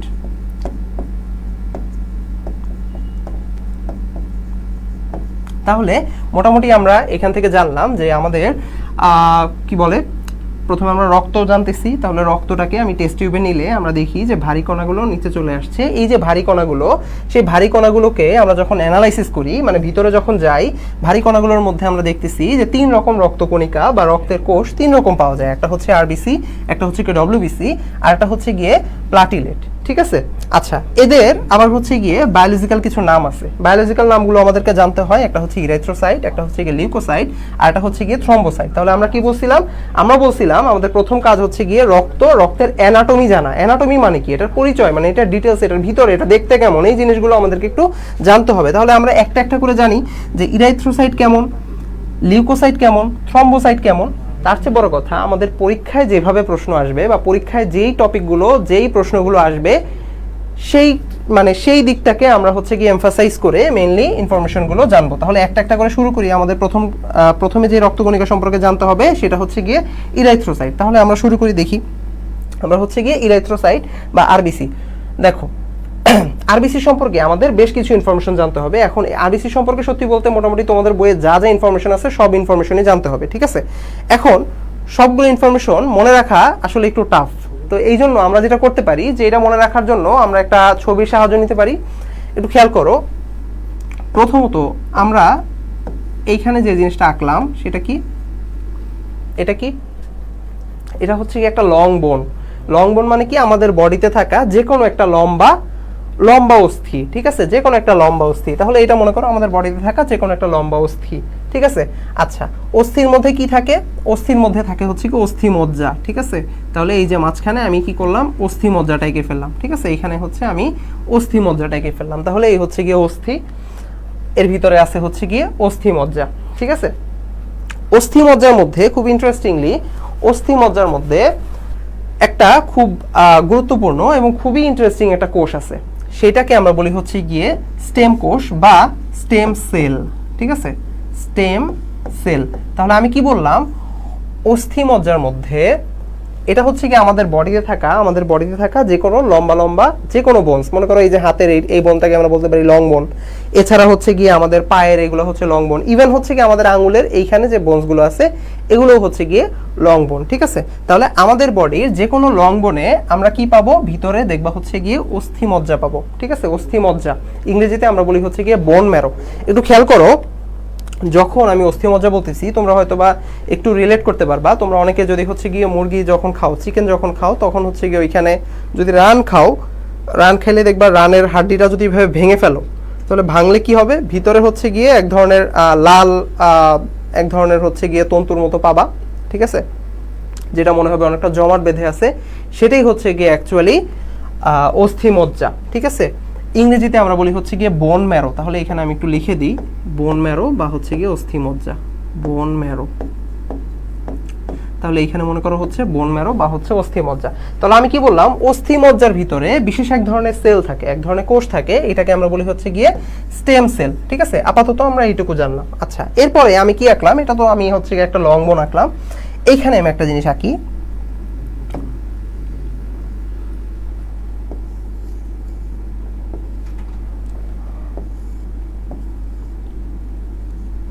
আচ্ছা, আশা করি এটা চিনতে পারছো। এটা কি বলবো, এটা কি, এটা হচ্ছে গিয়ে কিডনি, ঠিক আছে। তাহলে এটা হচ্ছে গিয়ে আমাদের কিডনি। আচ্ছা, তাহলে খেয়াল করো, স্টেম সেল সম্পর্কে একটু বলে নেই। এখানে আমি বললাম একটা বিশেষ ধরনের সেল, সেটাকে বলা হয় হচ্ছে স্টেম সেল। স্টেম সেল সম্পর্কে একটু বলি। স্টেম সেল হচ্ছে গিয়ে এমন এক ধরনের বিশেষ কোষ, যেই কোষটার এমন একটা সুপার পাওয়ার আছে। কি ধরনের সুপার পাওয়ার? তোমার বডির প্রয়োজন অনুযায়ী সে অন্য অন্য যে কোনো একটা কোষে কনভার্ট হইতে পারে। অর্থাৎ মনে করো স্টেম সেল থেকে, স্টেম সেল হচ্ছে গিয়ে এখানে জমা থাকা একটা বিশেষ কোষ, সে এখানে জমা আছে, ঠিক আছে। কিন্তু তোমার বডিতে মনে করো কোনো একটা ক্রিটিক্যাল সিচুয়েশনে একটা বিশেষ কোষ দরকার, অন্য একটা কোষ দরকার, ঠিক আছে, যেই কোষের ঘাটতি দেখা দিচ্ছে তোমার বডির মধ্যে। তখন কি হবে? তখন হচ্ছে এই স্টেম কোষটা ওই যেই কোষটার ঘাটতি দেখা দিচ্ছে তোমার বডির মধ্যে, সেই কোষে কনভার্ট হইতে পারবে। তাহলে এই ক্ষমতা সম্পন্ন যে কোষগুলো তোমার বডিতে আছে, সেই কোষগুলোকেই আমরা বলি হচ্ছে গিয়ে স্টেম কোষ, ঠিক আছে, বা স্টেম সেল। তাহলে স্টেম সেল আমরা কোথায় পাইতেছি? আমরা পাইতেছি হচ্ছে গিয়ে লং বোনের বোন ম্যারোতে। তাহলে বোন ম্যারোতে আমরা পাইলাম হচ্ছে গিয়ে স্টেম কোষ। আচ্ছা, এখন মনে করো তোমার বডিতে সামহাউ অক্সিজেনের ঘাটতি দেখা দিছে, ঠিক আছে। তো যখনই বডিতে অক্সিজেনের ঘাটতি দেখা দেয়, তখন কি হয়? তখন হচ্ছে গিয়ে আমাদের কিডনি থেকে এক ধরনের হরমোন ক্ষরণ হয়। এই হরমোনটাকে আমরা বলি হচ্ছে গিয়ে ইরাইথ্রোপোয়েটিন হরমোন। দেখো কি বললাম, ইরাইথ্রোপোয়েটিন হরমোন। তাহলে ইরাইথ্রোপোয়েটিন হরমোন। তাহলে কিডনি থেকে ইরাইথ্রোপোয়েটিন নামক হরমোন যখন ক্ষরণ হয়, ইরাইথ্রোপোয়েটিন হরমোনটা চলে যায় হচ্ছে গিয়ে আমাদের ব্লাডের মাধ্যমে, কোথায় চলে যায়? বোন ম্যারো পর্যন্ত চলে যায়, ঠিক আছে। তো বোন ম্যারোতে গিয়ে সে কি করে? স্টেম সেলকে সে এক্সাইটেড করে। সে বলে যে আমাদের বডিতে অক্সিজেনের ঘাটতি দেখা দিছে। তাহলে অক্সিজেনের ঘাটতি দেখা দিলে তখন স্টেম সেল কি করে? স্টেম সেল তখন হচ্ছে গিয়ে মানে মেইনলি স্টেম সেল, এইখানে যে স্টেম সেলগুলো আছে, সে ফিল করে যে হচ্ছে কি আমার বডিতে যেহেতু অক্সিজেনের ঘাটতি দেখা দিছে, তার মানে আমার বডিতে বেশি বেশি ব্লাড সেল তৈরি করতে হবে। বিশেষ করে কোন ব্লাড সেল? আরবিসি বা রেড ব্লাড সেল, লোহিত রক্তকণিকা যেটা, সেটা তৈরি করতে হবে। তখন সে কি করে? স্টেম সেলগুলো প্রথমে ইরাইথ্রোব্লাস্ট এবং পরবর্তীতে ইরাইথ্রোব্লাস্ট থেকে ইরাইথ্রোসাইটে কনভার্ট হয়। আচ্ছা, ঠিক আছে। এখন তোমাদের হয়তো বিষয়টা একটু কমপ্লিকেটেড লাগতেছে, আমি বিষয়টা আরেকটু ক্লিয়ার করি। খেয়াল করো, আমাদের উদ্দেশ্য হচ্ছে গিয়ে ইরাইথ্রোসাইট কোত্থেকে আসতেছে সেটা জানা, ঠিক আছে। একটু আগে আমি তোমাদের বলছি ইরাইথ্রোসাইট মানে কি। ইরাইথ্রোসাইট কথার অর্থ হচ্ছে লোহিত রক্তকণিকা, ঠিক আছে। লোহিত রক্তকণিকা, এটার বায়োলজিক্যাল নামই হচ্ছে গিয়ে ইরাইথ্রোসাইট। তাহলে ইরাইথ্রোসাইট কোত্থেকে আসতেছে সেটা হচ্ছে গিয়ে আমরা এখন জানবো। দেখলাম আমাদের হচ্ছে গিয়ে একটা লং বোনের যে বোন ম্যারো, সে বোন ম্যারোতে স্টেম সেল থাকে। এখন এই স্টেম সেল থেকে ইরাইথ্রোসাইট তৈরি হয়, কিন্তু ইরাইথ্রোসাইট সরাসরি তৈরি হয় না, ঠিক আছে। ইরাইথ্রোসাইটটা সরাসরি তৈরি হয় না। প্রথমে ইরাইথ্রোসাইট, আমি একটু যে একটা জিনিস ক্লিয়ার করি, সেটা হচ্ছে যখন তুমি বায়োলজিতে কোনো একটা জায়গায় সাইট কথাটা পাবা, সাইট, CYTE, সাইট সাফিক্স হিসেবে যদি সাইট কথাটা পাও, সাইট কথার অর্থই হচ্ছে গিয়ে কোষ। একটা ম্যাচিউর কোষকে আমরা বলি হচ্ছে গিয়ে সাইট, ঠিক আছে। ঠিক একইভাবে যখন তুমি বায়োলজিতে সাফিক্স হিসেবে কোথাও ব্লাস্ট কথাটা পাবা, ব্লাস্ট কথার অর্থ হচ্ছে গিয়ে, ব্লাস্ট কথার অর্থ কোষ, ব্লাস্ট কথার অর্থটাও হচ্ছে গিয়ে কোষ, তবে ব্লাস্ট দিয়ে বোঝাই হচ্ছে গিয়ে এটা একটা ইম্যাচিউর বা অপরিণত কোষ। তাহলে ব্লাস্ট যেখানে পাবা সেটাই হচ্ছে গিয়ে অপরিণত কোষ। তাহলে এইখানে আমরা দুইটা জিনিসই খেয়াল করতেছি। একটা হচ্ছে ইরাইথ্রো, আমরা বুঝতেছি ইরাইথ্রো কথাটা আসছে হচ্ছে গিয়ে অ্যাকচুয়ালি লোহিত রক্তকণিকার থেকে আসছে হচ্ছে গিয়ে ইরাইথ্রো কথাটা, ঠিক আছে। তাহলে এখন কথা হচ্ছে যে এটা কি কমপ্লিটলি ডেভেলপড কোনো সেল, নাকি হচ্ছে গিয়ে এটা একটা ইম্যাচিউর সেল? সেটা আমরা কিভাবে বুঝবো? সেটা হচ্ছে আমরা লাস্টে সাফিক্স দেখে বুঝবো। যদি ইরাইথ্রোব্লাস্ট থাকে, ব্লাস্ট তার মানে এটা একটা অপরিণত কোষ। যদি ইরাইথ্রোসাইট থাকে তাহলে সেটা হচ্ছে একটা পরিণত কোষ। তাহলে মানে একবারই তো আর কখনো পরিণত কোষ তৈরি হয়ে যাবে না। একটা প্রথমে সেটা ইম্যাচিউর থাকবে, তারপরে সেটা ম্যাচিউর হবে, এটা তো স্বাভাবিক। এখন ইরাইথ্রোসাইটটা কখন তৈরি হয়? এমনি যখন তখন আমাদের স্টেম সেল সরাসরি ইরাইথ্রোসাইটে কনভার্ট হয়ে যায় না। এইটার জন্য একটা উদ্দীপনা দরকার হয়। উদ্দীপনাটা কি? যে আমাদের বডিতে ইরাইথ্রোসাইটের ঘাটতি আছে বা যে কোনো একটা কোষের ঘাটতি আছে। যে কোনো কোষ বলতে আরবিসি, ডব্লিউবিসি বা হচ্ছে প্লাটিলেট, এসবের যখন ঘাটতি দেখা দেয় তখন এই স্টেম সেলে একটা উদ্দীপনা দরকার হয়, ঠিক আছে। তো সেটা ইরেথ্রোসাইটের ক্ষেত্রে এই উদ্দীপনাটা দেয় কে? একটা হরমোন।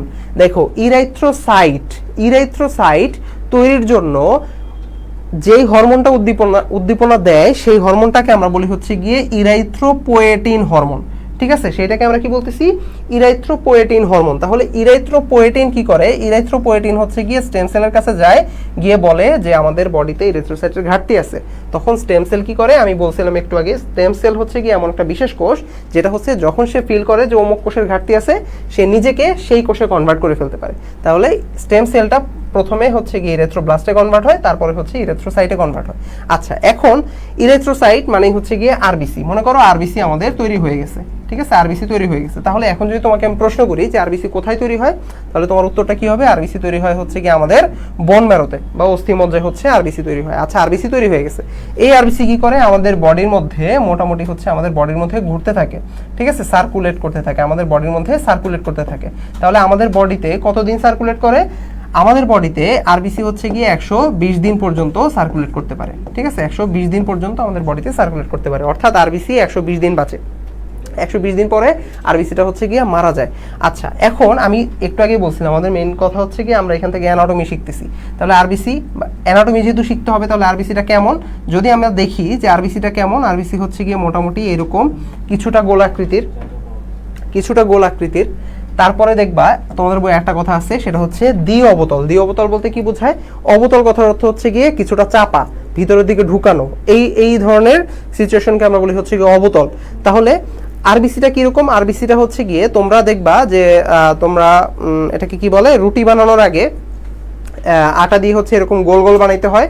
সেই গোল বানানোর পরে এটার দুই পাশে এইভাবে চাপ দিতে হয়। তাহলে দুই পাশে চাপ দিলে দুই পাশ থেকে কি চেপে যায়, ঠিক আছে। তাহলে দুই পাশ থেকে চেপে গেলে ওটা দেখতে যেরকম দেখায়, আরবিসি অনেকটা দেখতে ওই রকম। এই জন্য দেখবা তোমাদের বইয়ে এটা সম্পর্কে বলা আছে যে কিছুটা গোলাকৃতির, দ্বি-অবতল, কিছুটা গোলাকৃতির। তাহলে একটা কথা হচ্ছে গোল, একটা কথা হচ্ছে কি দ্বি-অবতল,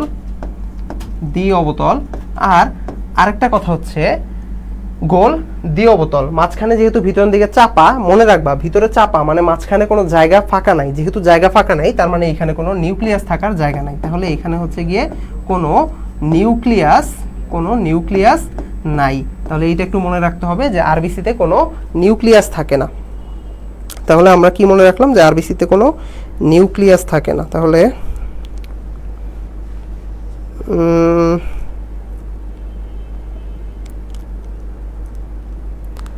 আচ্ছা, তাহলে যেটা বলতেছিলাম যে তাহলে আমরা কি দেখলাম যে আরবিসির মধ্যে কোনো নিউক্লিয়াস থাকে না। তাহলে গোল দ্বি-অবতল চাকতির মতো, এবং এই আরবিসিতে কোনো নিউক্লিয়াস থাকে না। এটা হচ্ছে গিয়ে মোটামুটি আরবিসির অ্যানাটমি। তাহলে এই আরবিসিটা কিভাবে তৈরি হয়েছে এটা তো আমরা বলছি যে ইরেথ্রোসাইট এইভাবে তৈরি হলো, তৈরি হওয়ার পর এটা দেখতে এরকম হইলো, এবং এই জিনিসটা আমাদের বডির মধ্যে মোটামুটি 120 দিন ঘোরাঘুরি করলো। 120 দিন ঘোরাঘুরির পরে সে হচ্ছে গিয়ে মারা যাবে। কোথায় গিয়ে মারা যাবে? 120 দিন ঘোরাঘুরির পরে আমরা দেখতেছি সে ঘুরে চলে আসবে হচ্ছে গিয়ে আমাদের বডিতে থাকা লিভারের কাছে চলে আসবে, ঠিক আছে, লিভারের কাছে চলে আসবে এবং স্প্লিনের কাছে চলে আসবে। তাহলে লিভার এবং স্প্লিনে এসে আমাদের আরবিসিটা মারা যাবে। তাহলে যদি এখন আমি তোমাকে বলি যে আরবিসিটার জীবন বৃত্তান্ত আসলে কি দাঁড়াইলো, সেটা হচ্ছে আরবিসি স্টেম সেল থেকে তৈরি, কি বলে, বোন ম্যারো বা হচ্ছে গিয়ে অস্থিমজ্জাতে তৈরি হলো। কিভাবে? স্টেম সেল থেকে, অস্থিমজ্জার স্টেম সেল থেকে আরবিসি তৈরি হলো। কার উদ্দীপনায়? ইরাইথ্রোপোয়েটিনের উদ্দীপনায়। সেই ইরাইথ্রোপোয়েটিন আবার আসলো থেকে কিডনি থেকে। দেখো এখানে প্রত্যেকটা জায়গা থেকে আসলে এমসিকিউ হইতেছে। ইরাইথ্রোপোয়েটিন আসলো থেকে কিডনি থেকে। তোমরা অনেক সময় ভুল করো, ইরাইথ্রোপোয়েটিন কিন্তু অস্থিমজ্জায় থাকে না, ইরাইথ্রোপোয়েটিন কোত্থেকে আসে? কিডনি থেকে আসে। তাহলে ইরাইথ্রোপোয়েটিন উদ্দীপনা দিল, তারপরে ইরেথ্রোসাইট তৈরি হয়ে গেল। ইরেথ্রোসাইটটা দ্বি কিরকম? গোল দ্বি-অবতল, নিউক্লিয়াস বিহীন। এরপরে আমরা কি পড়বো? এখানে হচ্ছে গিয়ে আমাদের মোটামুটি 120 দিন হচ্ছে গিয়ে সার্কুলেট করলো বডির মধ্যে। 120 দিন পরে সে মারা যাবে। কোথায় গিয়ে মারা যাবে? আমাদের এই যে লিভার অ্যান্ড স্প্লিনে গিয়ে হচ্ছে গিয়ে সে মারা যাবে। এখন মনে করো আমাদের আরবিসিটা মারা গেছে। তাহলে আরবিসিটা মারা যাওয়ার অর্থ হচ্ছে গিয়ে আরবিসিটা ভেঙে গেছে, ঠিক আছে। তাহলে যদি একটা আরবিসি ভেঙে যায়, মনে করো এই একটা আরবিসি যদি হচ্ছে গিয়ে ভেঙে যায়, তাহলে এখান থেকে কি বের হয়ে আসবে? আমরা দেখবো এখান থেকে যে জিনিসটা বের হয়ে আসবে সেটাকে আমরা বলবো হচ্ছে গিয়ে হিমোগ্লোবিন, ঠিক আছে। আরবিসিটা যদি ভেঙে যায় তাহলে এখান থেকে যেটা বের হয়ে আসবে সেটাকে আমরা বলবো হচ্ছে হিমোগ্লোবিন। তাহলে হিমোগ্লোবিনটা কি? হিমোগ্লোবিনের কারণেই আসলে হিমোগ্লোবিনটা দেখতে কিরকম? হিমোগ্লোবিনটা দেখতে হচ্ছে গিয়ে লাল। তো তোমাদের প্রশ্ন আসতে পারে যে হচ্ছে গিয়ে রক্ত লাল হয় কেন? রক্ত লাল হয় হচ্ছে গিয়ে হিমোগ্লোবিনের উপস্থিতির কারণে। এটা তোমরা মোটামুটি ছোটবেলা থেকে পড়ে আসতেছো। তাহলে এখন হিমোগ্লোবিন, ঠিক আছে, হিমোগ্লোবিন, তাহলে হিমোগ্লোবিনের ফুল ফর্ম মানে হিমোগ্লোবিনটাকে যদি আমরা ভাঙি, পরবর্তীতে এই হিমোগ্লোবিনটাও আবার ভেঙে যায়। তাহলে হিমোগ্লোবিন ভাঙার আগে আমরা একটু খেয়াল করি যে আসলে মনে করো এই হিমোগ্লোবিনের পরিমাণ কত, একটা আরবিসিতে হিমোগ্লোবিনের কতটুকু থাকে। তাহলে এইটা জানার জন্য আমরা মোটামুটি একটা ধারণা করতে পারি এইভাবে, যে একটা ক্যালকুলেশন আছে যে প্রতি 100 ml রক্তের মধ্যে যতটুকু আরবিসি থাকে সেটুকু যদি ভেঙে যায়, মোটামুটি সেইখান থেকে হিমোগ্লোবিন পাওয়া যায় হচ্ছে গিয়ে 16 গ্রামের মতো। তাহলে 100 ml রক্তের মধ্যে মোটামুটি 16 গ্রাম হিমোগ্লোবিন থাকে, ঠিক আছে। আচ্ছা, তাহলে হিমোগ্লোবিনটা ভাঙলে আমরা কি পাবো? আমরা পাবো হচ্ছে গিয়ে হিম, আর কি পাবো? আর পাবো হচ্ছে গিয়ে গ্লোবিন। তাহলে গ্লোবিন কি? গ্লোবিন হচ্ছে গিয়ে একরকম প্রোটিন। তাহলে গ্লোবিন হচ্ছে গিয়ে এক ধরনের প্রোটিন। আর হিমটা কি? হিম পার্টটা কি? হিমটা হচ্ছে গিয়ে অ্যাকচুয়ালি আয়রন, ঠিক আছে। তাহলে আয়রন, তাহলে হিমোগ্লোবিন কিসের সমন্বয়ে গঠিত? এক ধরনের প্রোটিন যেটার নাম হচ্ছে গিয়ে গ্লোবিন, এবং হিম মানে হচ্ছে গিয়ে আয়রন। তাহলে আয়রন এবং হচ্ছে গিয়ে প্রোটিনের সমন্বয়ে আমাদের হিমোগ্লোবিনটা গঠিত। এটা আবার মিলে গিয়ে পরবর্তীতে হিমোগ্লোবিন হবে। হিমোগ্লোবিনের পরিমাণ সম্পর্কে আমরা মোটামুটি জেনে ফেললাম, ঠিক আছে। তাহলে এই হচ্ছে গিয়ে আরবিসি। এখন আরবিসি সম্পর্কে আমাদের আরও যে ইনফরমেশন জানতে হবে সেটা কি? সেটা হচ্ছে যে আমাদের আরবিসির পরিমাণ রিলেটেড, যে আসলে আমাদের আরবিসিতে মানে আমাদের বডিতে টোটাল কতটুকু আরবিসি থাকে না থাকে, এই রিলেটেড কিছু ইনফরমেশন আমাদেরকে জানতে হবে। তাহলে এই রিলেটেড ইনফরমেশনগুলো কি? খুব ছোট করে আমরা একটু জেনে নেই। সেটা হচ্ছে, এটা জানার জন্য একটা শর্টকাট আছে। দেখো, তুমি আসলে যখন ছোট ছিলা, একদম ভ্রূণ অবস্থায় ছিলা, তোমার মধ্যে আরবিসির পরিমাণ সবচেয়ে বেশি ছিল। যখন তুমি আস্তে আস্তে বড় হবা, বড় হইতে হইতে একদম অ্যাডাল্ট হয়ে যাবা, তোমার মধ্যে আরবিসির পরিমাণ সবচেয়ে কম থাকবে। তাহলে তুমি যত বড় হইতেছো, তোমার বডিতে আরবিসির পরিমাণ তত কমে যাচ্ছে, ঠিক আছে। আচ্ছা, এটা যখন মনে রাখলা, এখন আমাদের আসলে একদম ভ্রূণ থেকে শুরু করে কতগুলো স্টেজের নাম সম্পর্কে আমাদের জানতে হবে। স্টেজগুলো কি? একদম প্রথমে যেটা বললাম সেটা হচ্ছে ভ্রূণ, ঠিক আছে। যখন তুমি ভ্রূণ অবস্থায় ছিলা, ভ্রূণ ইংরেজিতে আমরা বলি হচ্ছে কি এমব্রায়ো। আচ্ছা, যখন তুমি ভ্রূণ অবস্থায় ছিলা, ভ্রূণের পরে তুমি কি করলা? ভ্রূণের পরে তুমি ভ্রূণ থেকে তুমি হচ্ছে গিয়ে শিশু অবস্থা প্রাপ্ত হবা। তাহলে ভ্রূণ থেকে তুমি কি হইলা? শিশু হইলা। ভ্রূণের পরে হচ্ছে গিয়ে শিশু। আচ্ছা, শিশুর পরে কি হবা? শিশুর পরে হচ্ছে গিয়ে তুমি অ্যাডাল্ট হবা, মানে পূর্ণবয়স্ক হবা, ঠিক আছে। তো পূর্ণবয়স্ক হইলেই তখন আবার হচ্ছে গিয়ে তোমার মধ্যে কি বলে ডিভাইডেশন চলে আসে, ঠিক আছে। কিরকম? এটার মধ্যে আবার ভাগ চলে আসে। একটা হচ্ছে গিয়ে তুমি পূর্ণবয়স্ক পুরুষ নাকি তুমি পূর্ণবয়স্ক মহিলা। তাহলে পুরুষ এবং মহিলা, মানে যখন তুমি অ্যাডাল্ট হবা তখন হচ্ছে তোমার মধ্যে এভাবে ভাগ চলে আসতেছে, পুরুষ এবং মহিলা। আচ্ছা, ঠিক আছে। তাহলে আমরা এখন একটু আগে বললাম যে ভ্রূণ অবস্থায় তোমার মধ্যে আরবিসি পরিমাণ সবচেয়ে বেশি থাকবে, আর তুমি যখন আস্তে আস্তে অ্যাডাল্ট হবা তোমার মধ্যে আরবিসি পরিমাণ সবচেয়ে কম থাকবে। আচ্ছা, এটা আমরা মনে রাখবো কিভাবে? আমরা মনে রাখবো হচ্ছে আমাদের মাঝখানে যে শিশু অবস্থা, সেই শিশু অবস্থা থেকেই আমরা হচ্ছে গিয়ে আরবিসি কাউন্টটা মনে রাখবো, ঠিক আছে। তাহলে মনে রাখাটা সহজ হবে। দেখো, শিশুতে আছে, শিশু অবস্থায় মোটামুটি 60 থেকে 70 লাখ আরবিসি থাকে, ঠিক আছে। তাহলে শিশুতে যেমন আছে, দিয়ে আমরা মনে রাখবো 60, ঠিক আছে। তাহলে শিশু অবস্থায় 60 থেকে 70 লাখ আরবিসি থাকে। ভ্রূণ অবস্থায় একটু বেশি থাকবে না? তাহলে ভ্রূণ অবস্থায় কতটুকু বেশি থাকে? 80 থেকে 90 লাখের মতো ভ্রূণ অবস্থায় আমাদের আরবিসি থাকে, ঠিক আছে। তাহলে ভ্রূণ অবস্থায় আরবিসির পরিমাণ হচ্ছে 80 থেকে 90 লাখ। আর পুরুষ অবস্থায় দেখো 60 থেকে 70, এটা একটু কমে আসবে। তাহলে কমে কতটুকু হয়? এভারেজ মোটামুটি হচ্ছে গিয়ে 50 থেকে 55 লাখের মতো থাকে। আর মহিলাতে হচ্ছে গিয়ে মোটামুটি এভারেজ 45 লাখের মতো থাকে। তাহলে এই হচ্ছে গিয়ে আমাদের হিসাব, ঠিক আছে। তাহলে আমরা মোটামুটি এটাও তোমাদের এমসিকিউতে থাকে যে হচ্ছে ভ্রূণ অবস্থায় আরবিসির পরিমাণ কত, বা শিশু অবস্থায় কত, পুরুষ মহিলা অবস্থায় কত। তাহলে এগুলো তোমাদেরকে একটু জানতে হয়। তো জানার জন্য তুমি শর্টকাটে যেভাবে মনে রাখতে পারো সেটা হচ্ছে তুমি শিশুটা মনে রাখবা, বাকিগুলো বাড়াই দিবা। আমি বলছি ভ্রূণ অবস্থায় বাড়াই দিবা আর অ্যাডাল্ট অবস্থায় কমাই দিবা। তো এইটা এইভাবে চাইলে মনে রাখতে পারো। এখন আমরা এইখান থেকে একটা ইন্টারেস্টিং ইনফরমেশন জানবো।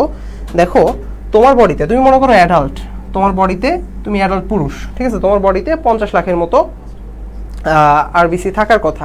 এখন তোমার বডিতে যদি আরবিসির পরিমাণ টোটাল যতটুকু থাকার কথা তার 25%-এর চেয়েও, মানে তার 25% পরিমাণ কম থাকে বা তার চেয়েও বেশি কম থাকে, সেই অবস্থাটাকে আমরা বলি হচ্ছে গিয়ে, যদি সেই অবস্থাটা তোমার মধ্যে হয় সেই অবস্থাটাকে আমরা বলি হচ্ছে গিয়ে অ্যানিমিয়া।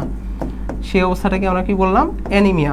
অ্যানিমিয়ার বাংলা হচ্ছে গিয়ে রক্ত স্বল্পতা। তোমাদের বইয়ে স্বল্পতা বা রক্ত অল্পতা এইভাবে বলা আছে, বা হচ্ছে গিয়ে রক্ত শূন্যতা কথাটা আগে ইউজ হইতো, অনেক আগে, অনেক আগে হচ্ছে রক্ত শূন্যতা কথাটা ইউজ হইতো, বাট এখন হচ্ছে গিয়ে রক্ত শূন্যতা এই কথাটা ইউজ করাটা মোটামুটি ক্রাইম, এটা ইউজ করা যায় না, বলতে হয় রক্ত স্বল্পতা, রক্ত অল্পতা এইভাবে, বা ইংরেজিতে বলতে চাইলে অ্যানিমিয়া।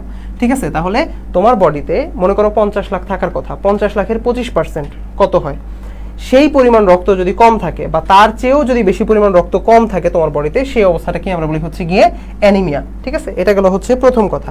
আর দ্বিতীয় কথা, এটা হচ্ছে রক্ত যদি কম থাকে তাহলে এই অবস্থা হবে। বেশি থাকলে কত হবে, মানে বেশি থাকলে কি হবে, দেখো বেশিও থাকতে পারে। বেশিটা কিরকম, তোমার বডিতে মনে করো অ্যাডাল্ট অবস্থায় 50 লাখ থাকার কথা, কিন্তু তোমার বডিতে যদি সেইটা 65 লাখের বেশি হয়ে যায়, সেই পরিমাণটা যদি 65 লাখের বেশি হয়ে যায়, সেই অবস্থাটাকে দেখো, বেশি মানে হচ্ছে গিয়ে যে কোনো জায়গায় বেশি, অনেক, এই জিনিসগুলোকে আমরা হচ্ছে গিয়ে পলি কথাটা ইউজ করি কেমিস্ট্রি বা বায়োলজিতে, মানে সায়েন্সে আমরা হচ্ছে গিয়ে পলি দিয়ে বেশি, অনেক, এই কথাগুলোকে হচ্ছে আমরা পলি দিয়ে প্রকাশ করি। তাহলে যখন 65 লাখের বেশি আর বেশি চলে আসবে তোমার বডিতে, তখন সেটাকে আমরা বলি হচ্ছে গিয়ে পলিসাইথেমিয়া। পলিসাইথেমিয়া, তাহলে পলিসাইথেমিয়া কি, যখন তোমার বডিতে 65 লাখের বেশি রক্ত আরবিসি চলে আসে তখন সেটাকে আমরা বলি পলিসাইথেমিয়া, আর যখন 25%-এর চেয়েও বেশি কমে যায় তখন সেটাকে আমরা বলি হচ্ছে গিয়ে অ্যানিমিয়া। তাহলে মোটামুটি হচ্ছে আমরা আরবিসি সম্পর্কে কি কি ইনফরমেশন জানলাম আমরা আবার একটু খেয়াল করি। সেটা হচ্ছে প্রথমে আমরা বলছি যে এটা হচ্ছে কি একটা টেস্ট টিউবের মধ্যে তোমার রক্তটা যদি আমি রেখে দেই, তাহলে রেখে দিলে নিচে তুমি সেন্ট্রিফিউজ করো, তুমি যদি এটাকে সেন্ট্রিফিউজ না করলেও আসলে সেম ঘটনা ঘটবে, বাট সেন্ট্রিফিউজ আমরা কেন করি, শুরুতেই বলছি সেন্ট্রিফিউজ করি এই জন্য যেন আমাদের গ্র্যাভিটি তাড়াতাড়ি কাজ করে। ঠিক আছে, মানে গ্র্যাভিটির মাধ্যমে আমি যে রেজাল্টটা পাইতাম সেটা যেন রেজাল্টটা একটু আগায় নিয়ে আসতে পারি। তাহলে আমরা কি করলাম, টেস্ট টিউবের মধ্যে রক্ত রেখে দিলাম, তাহলে রেখে দেওয়ার কারণে গ্র্যাভিটির কারণে কি হবে, যেগুলো ভারী জিনিস সেগুলো নিচে চলে আসবে, আর যেগুলো হালকা জিনিস সেগুলো উপরে চলে যাবে। তারপরে দেখা গেলো ভারী জিনিসের পরিমাণ হচ্ছে গিয়ে 45% এবং হালকা জিনিসের পরিমাণ হচ্ছে গিয়ে 55%। তাহলে এই হালকা জিনিসটাকে আমরা বলতেছিলাম হচ্ছে গিয়ে প্লাজমা বা রক্তরস, আর এটাকে বলতেছিলাম প্লাজমা বা রক্তরস, আর এই 45% যেই ভারী জিনিস সেটাকে আমরা বলতেছিলাম কি রক্তকণিকা। ঠিক আছে, তাহলে এইটাকে আমরা বলতেছিলাম রক্তকণিকা। আচ্ছা ঠিক আছে, এখন রক্তকণিকাগুলোকে কিন্তু অনেক সময় আমরা রক্তকোষও বলে থাকি, তবে এটা নিয়ে কন্ট্রোভার্সি আছে। কেন কন্ট্রোভার্সি আছে সেই উত্তর এখন আসলে বাড়াইতেছি না, বাট মেইন কথা হচ্ছে রক্তকণিকাকে আমরা অনেক সময় রক্তকোষও বলতে পারি, সমস্যা নাই। আমার সমস্যাও আছে, বাট আপাতত কণিকা হিসেবে চিনো। আচ্ছা, তাহলে এই রক্তকণিকা, এখন রক্তকণিকাগুলোকে যখন আমরা একটু অ্যানালাইসিস করছি, মানে এই রক্তকণিকাগুলোকে যখন আমরা ভিতর দিকে আবার দেখছি, তখন আমরা দেখলাম রক্তকণিকা আবার 3 রকম। কি একটা হচ্ছে গিয়ে আমরা বলছি আরবিসি মানে রেড ব্লাড সেল, ডব্লিউবিসি, আর হচ্ছে গিয়ে কি বললাম প্লাটিলেট। এই 3 ধরনের রক্তকণিকার কথা বলছি। আচ্ছা, তাহলে এর মধ্যে আমরা আবার আরেকটা কথা বলছি, আরবিসি, ডব্লিউবিসি এগুলো হচ্ছে ইংরেজি নাম, বাংলা নাম হচ্ছে গিয়ে লোহিত রক্তকণিকা, শ্বেত রক্তকণিকা এবং অনুচক্রিকা। আচ্ছা, এগুলো হচ্ছে ইংরেজি আর বাংলা নাম বললাম। এছাড়াও আমরা অনেক সময় ভুল করি। দেখো, তোমাদের পরীক্ষায় যদি ইরাইথ্রোসাইট, থ্রম্বোসাইট এই ধরনের কথাগুলো বলে, এন্ড তোমরা যদি আসলে ফিল করো যে তোমাকে পরীক্ষাতে আসলে ইংরেজি শব্দ ইউজ করছে, তাহলে তুমি আসলে ভুল করবা। থ্রম্বোসাইট, ইরাইথ্রোসাইট এগুলো আসলে ইংরেজি শব্দ না, এগুলো হচ্ছে গিয়ে বায়োলজির নিজস্ব ভাষা। আমরা যেমন বাংলা ভাষায় কথা বলতেছি, অথবা এটাকে ট্রান্সলেট করে যেমন আমি ইংরেজিতে নিয়ে যেতে পারি, আরবিতে নিয়ে যেতে পারি, ঠিক একইভাবে বায়োলজির নিজস্ব কিছু ভাষা আছে। ঠিক আছে, সেই ভাষাটাও আসলে আমরা যেহেতু বায়োলজি পড়তেছি, আমাদের সেই ভাষাটাও জানা থাকাটা জরুরি, অবশ্যই জরুরি। তাহলে আরবিসিকে যদি আমরা বাংলা করি লোহিত রক্তকণিকা হয়, ঠিক আছে, বা লোহিত রক্তকণিকাকে ইংরেজি করলে আরবিসি হয়, কথা ঠিক। বাট যদি আমি তোমাকে বায়োলজিক্যাল নামটা জানতে চাই, তাহলে অবশ্যই লোহিত রক্তকণিকাকে আরবিসি বলা যাবে না, তখন আমাদের বলতে হবে কি ইরাইথ্রোসাইট। ডব্লিউবিসির ক্ষেত্রে আমরা বলবো হচ্ছে গিয়ে লিউকোসাইট, শর্টকাটে লিখি আমি, আর প্লাটিলেটের ক্ষেত্রে আমরা বলবো হচ্ছে গিয়ে থ্রম্বোসাইট। এই হচ্ছে গিয়ে আমাদের বায়োলজিক্যাল নেম। ঠিক আছে, এবং এটা জানাটা কিন্তু খুবই গুরুত্বপূর্ণ। আচ্ছা, তো প্রথম কথা আমরা শুরুতেই ইরেথ্রোসাইটের মধ্যে চলে গেছি। ইরেথ্রোসাইটটা দেখলাম যে ইরেথ্রোসাইটটা দেখতে কিরকম। ইরেথ্রোসাইটটা দেখতে হচ্ছে গিয়ে অনেকটা তোমার কি বলে, আটা বানানোর সময় আমরা গোল করার পরে হচ্ছে গিয়ে মাঝখানে চাপ দিলে আসলে যেমন হয় সেই রকম দেখতে হয় হচ্ছে গিয়ে আমাদের একটা ইরেথ্রোসাইট। তাহলে সেই রকম দেখতে এটাকে আসলে মানে কথায় কিভাবে প্রকাশ করে, প্রথমত সেটা হচ্ছে গোলাকার এক, দ্বিতীয়ত হচ্ছে গিয়ে দুই পাশ থেকে চাপা ভিতরের দিকে ঢুকানো, এটাকে আমরা কি বলি, এটাকে বলি হচ্ছে গিয়ে কনকেভ বা অবতল, তাই না? তাহলে দুই দিকেই অবতল, তাহলে আমরা এটাকে কি বলতে পারি, স্ট্রাকচারটাকে বলতে দ্বি অবতল, তাহলে এটা হচ্ছে গোলাকার দ্বি অবতল চাকতির মতো। আর কি বলতে পারি, যেহেতু মাঝখানে আসলে কোনো ফাঁকা জায়গা নাই, মাঝখানে কি ভিতরে চাকতি ভিতরে ঢুকে গেছে, তার মানে নিউক্লিয়াস রাখার জায়গা নেই, তাহলে এখানে কোনো নিউক্লিয়াসও নাই। এই হচ্ছে গিয়ে মোটামুটি আরবিসির পরিচয়, ঠিক আছে। এরপরে আমরা বললাম যে আরবিসি কোথায় তৈরি হয়, আমরা বলছি যে এই হচ্ছে গিয়ে আমাদের বোনস, এটা হচ্ছে একটা লং বোন যদি হয় তাহলে এই লং বোনের এটা হচ্ছে অস্থিমজ্জা, এই অস্থিমজ্জায় হচ্ছে গিয়ে আরবিসিটা তৈরি হয়। অস্থিমজ্জায় কোন কোষ থেকে তৈরি হয়, স্টেম কোষ বা হচ্ছে গিয়ে স্টেম সেল থেকে তৈরি হয়। আরবিসি সরাসরি কি তৈরি হয় না, প্রথমে হচ্ছে গিয়ে এটার ইম্যাচিউর কোষ তৈরি হয়, তারপরে আরবিসি। ইম্যাচিউর কোষটার নাম কি, ইরাইথ্রোব্লাস্ট, তাহলে ইরাইথ্রোব্লাস্ট এটা হচ্ছে গিয়ে ইম্যাচিউর কোষ। তারপরে এখান থেকে হচ্ছে ইরেথ্রোসাইট হয়, ইরেথ্রোসাইট কোষটা হচ্ছে এখান থেকে হয়। আচ্ছা, এটা কি একা একা হয় না, একা একা হয় না, এটা হওয়ার জন্য একটা উদ্দীপনা দরকার হয়। উদ্দীপনাটা কে দেয়, একটা হরমোন। তাহলে ইরাইথ্রোসাইট তৈরির জন্য যেই হরমোনটা উদ্দীপনা দেয় সেই হরমোনটার নাম কি, সেই হরমোনটার নাম এটার সাথে মিল আছে, সেটা হচ্ছে ইরাইথ্রোপোয়েটিন, তাই না, ইরাইথ্রোপোয়েটিন, তাহলে ইরাইথ্রোপোয়েটিন। ওকে, তাহলে এই ইরাইথ্রোপোয়েটিনটা আবার কোত্থেকে আসে, আমাদের অনেক সময় ভুল হয়, আমরা মনে করি যে রক্তের যেহেতু সব কিছু আসলে এই অস্থির সাথে রিলেটেড, অস্থিমজ্জা হাবিজাবি এই সব সাথে রিলেটেড, তার মানে ইরাইথ্রোপোয়েটিনও এই সব জায়গা থেকেই হয়তো আসে না, এখানে ভুল করা যাবে না। ইরাইথ্রোপোয়েটিন কিন্তু আসে হচ্ছে গিয়ে আমাদের কিডনি থেকে, ঠিক আছে, ইরেথ্রোপোয়েটিনটা আসে কোত্থেকে, কিডনি থেকে, তাহলে এই কিডনি থেকে আসে হচ্ছে গিয়ে ইরেথ্রোপোয়েটিন। তাহলে ইরেথ্রোপোয়েটিন ইরেথ্রোসাইট তৈরির জন্য দায়ী। তারপর ইরেথ্রোসাইট তৈরি হয়ে যায়, তৈরি হওয়ার পরে মোটামুটি 120 দিন বাঁচে, 120 দিন পরে সেটা চলে যায় হচ্ছে গিয়ে লিভারে, তারপরে হচ্ছে গিয়ে লিভারে গিয়ে এটা ধ্বংস হয়ে যায়, লিভার অ্যান্ড স্প্লিনে গিয়ে হচ্ছে গিয়ে এটা ধ্বংস হয়ে যায়। আচ্ছা, যখন হচ্ছে আমরা ইন্ট্রা ইউটেরাইন লাইফ, মানে হচ্ছে আমরা যখন মায়ের পেটের মধ্যে ছিলাম, তখন কিন্তু একদম উল্টা ঘটনা ঘটতো। মানে আমরা যখন ভ্রূণ অবস্থায় ছিলাম তখন ঘটনা ঘটতো হচ্ছে উল্টা। তখন কি হইতো, তখন হচ্ছে গিয়ে আমাদের লিভারের মধ্যে, লিভার হচ্ছে গিয়ে রক্ত তৈরি করতো, ঠিক আছে, লিভার রক্ত তৈরি করতো আর বোন ম্যারোতে রক্ত ধ্বংস হইতো, ঠিক আছে। তাহলে এটা একটু মনে রাখবা যে আমরা যখন ভ্রূণ অবস্থায় ছিলাম তখন উল্টা ঘটনা ঘটতো, ঠিক আছে। তাহলে এই হচ্ছে গিয়ে মোটামুটি আরবিসি সম্পর্কে ঘটনা। আর কি জানলাম, আর এখান থেকে জানছি হচ্ছে গিয়ে যে যদি হচ্ছে গিয়ে আমাদের আরবিসির কাউন্ট শিখছি, যে হচ্ছে গিয়ে তোমার শিশু অবস্থায় কতটুকু থাকে, 60 থেকে 70 লাখ, ভ্রূণ অবস্থায় থাকে হচ্ছে গিয়ে 80 থেকে 90 লাখ, আর যখন অ্যাডাল্ট হবো তখন থাকে হচ্ছে গিয়ে পুরুষে 50 লাখের এভারেজ আর কি, 50 লাখ, আর মহিলাতে হচ্ছে গিয়ে 45 লাখ। যদি 25% কমে যায় ওই অবস্থা থেকে, তাহলে সেটাকে আমরা বলি হচ্ছে গিয়ে অ্যানিমিয়া। আর যদি বেড়ে যায় কতটুকু, 65 লাখের উপরে যদি চলে যায়, তখন সেটাকে আমরা বলি হচ্ছে গিয়ে পলিসাইথেমিয়া। তাহলে এই হচ্ছে গিয়ে মোটামুটি আমরা ইরেথ্রোসাইট সম্পর্কে জেনে ফেলছি। ইরেথ্রোসাইট সম্পর্কে এই ইনফরমেশনটুকু তোমরা যদি জানো তাহলে মোর দেন ইনাফ। এখানে আসলে সব কিছু চলে আসছে, এমসিকিউ থেকে শুরু করে সিকিউ যা লাগবে সব কিছু চলে আসছে। তাহলে আমাকে বলো যে এই পর্যন্ত মোটামুটি যা যা বললাম এগুলো ক্লিয়ার কিনা আমাকে একটু বলো। দেন হচ্ছে গিয়ে আমি লিউকোসাইট সম্পর্কে একটু বলবো।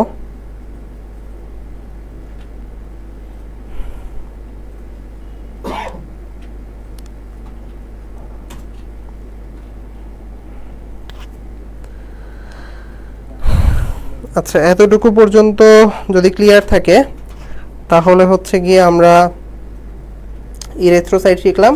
এখন আমাদেরকে শিখতে হবে হচ্ছে গিয়ে লিউকোসাইট, ঠিক আছে। আমরা হচ্ছে গিয়ে লিউকোসাইটটা একটু দেখব।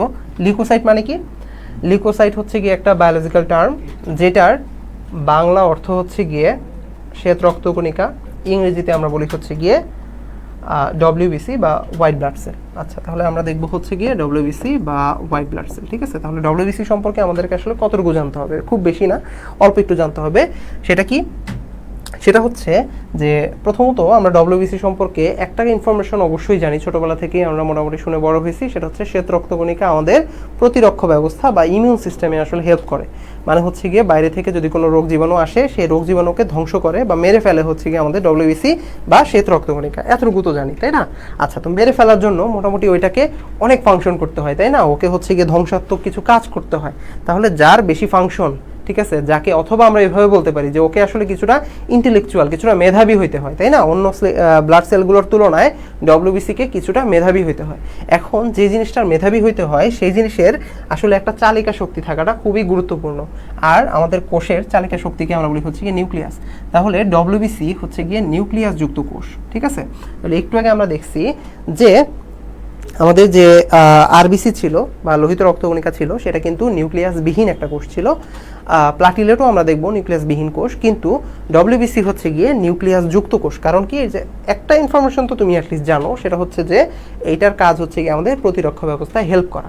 তাহলে যে প্রতিরক্ষা ব্যবস্থায় হেল্প করতেছে তাকে আসলে অনেক বেশি কাজ করতে হয়, অনেক বেশি কাজ করতে হয়। এখন বেশি কাজের আসলে যে তোমার শক্তির যে উৎস, সেই শক্তির উৎসটা তো আসলে দরকার, বা তার একটা চালিকা শক্তি দরকার, তাই না? তাহলে সেটাই হচ্ছে গিয়ে নিউক্লিয়াস। তাহলে ডব্লিউবিসিতে নিউক্লিয়াস থাকে, ঠিক আছে? তোমরা এইটা অবশ্যই ভুল করো না যে নিচের কোনটি তোমাদের এভাবে এমসিকিউতে আসে, নিচের কোনটি নিউক্লিয়াস যুক্ত কোষ বা নিচের কোনটি নিউক্লিয়াসবিহীন কোষ, এই ধরনের প্রশ্ন কিন্তু তোমাদের এমসিকিউতে আসে। তাহলে ডব্লিউবিসি হচ্ছে কি একটা নিউক্লিয়াস যুক্ত কোষ, ঠিক আছে? আচ্ছা, তাহলে ডব্লিউবিসিকে আমরা বা শ্বেত রক্তকণিকাকে আমরা আবার হচ্ছে গিয়ে কয়েকটা ভাগে ভাগ করি, ঠিক আছে? কিছু কিছু শ্বেত রক্তকণিকা আছে যাদের কোষের মধ্যে এরকম দানা দানা দানা দানা কিছু উপাদান পাওয়া যায়। আবার কিছু শ্বেত রক্তকণিকা আছে যাদের নিউক্লিয়াসের মধ্যে কোনো দানা দানা পাওয়া যায় না, মানে যাদের হচ্ছে কোষের মধ্যে এরকম কোনো দানা দানা পাওয়া যায় না, ঠিক আছে? আচ্ছা, দানা দানা এই জিনিসটাকে আমরা ইংরেজিতে বলি হচ্ছে গিয়ে গ্র্যানিউল, ঠিক আছে?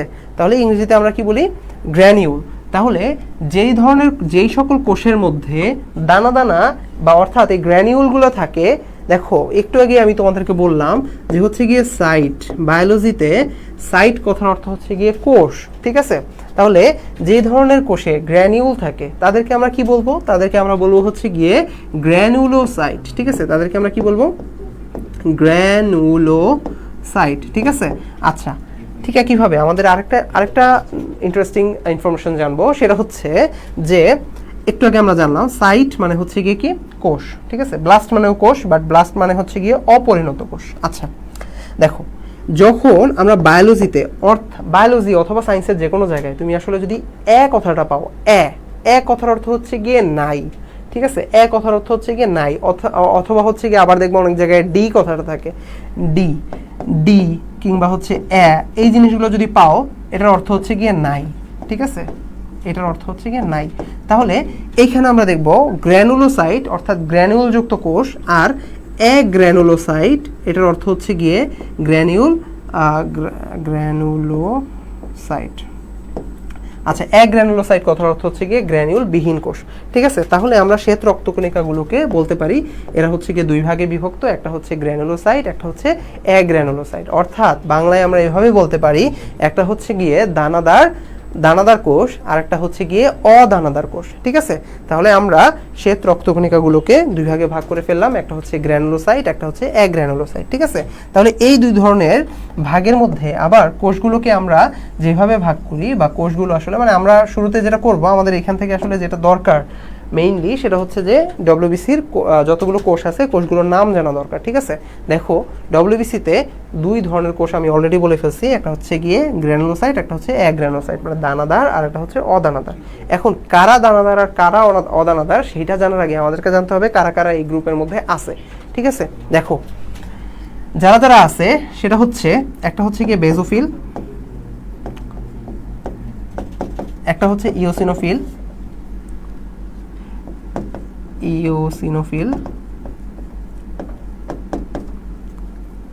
আর এটা হচ্ছে নিউট্রোফিল, ঠিক আছে? আচ্ছা, এছাড়া আরো দুইটা কোষ আছে, একটা হচ্ছে গিয়ে মনোসাইট, আর এটাকে আমরা বলি হচ্ছে গিয়ে লিম্ফোসাইট। আচ্ছা, ইন্টারেস্টিং একটা বিষয় খেয়াল করো, সেটা হচ্ছে প্রথম আমি যে তিনটা কোষের নাম লিখলাম, প্রত্যেকটা কোষের একদম শেষের অংশে দেখো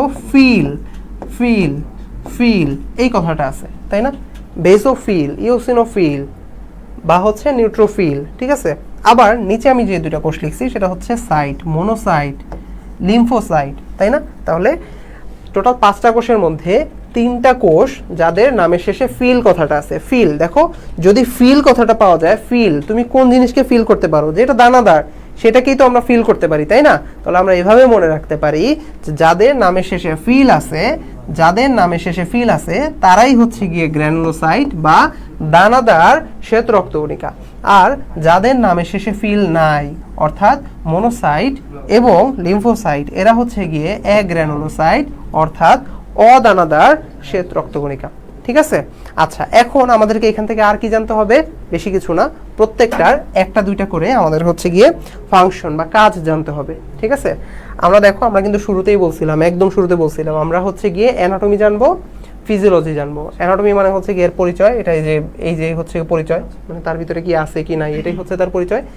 আর ফাংশন মানে হচ্ছে তার কাজ, ঠিক আছে, যেটাকে আমরা বলি হচ্ছে ফিজিওলজি। তাহলে আমরা হচ্ছে গিয়ে যখন বেজোফিল প্রত্যেকটা, এখন হচ্ছে আমরা ফিজিওলজিটা একটু জেনে নিই, সেটা হচ্ছে গিয়ে কি বেজোফিল, এটার ফাংশনটা কি।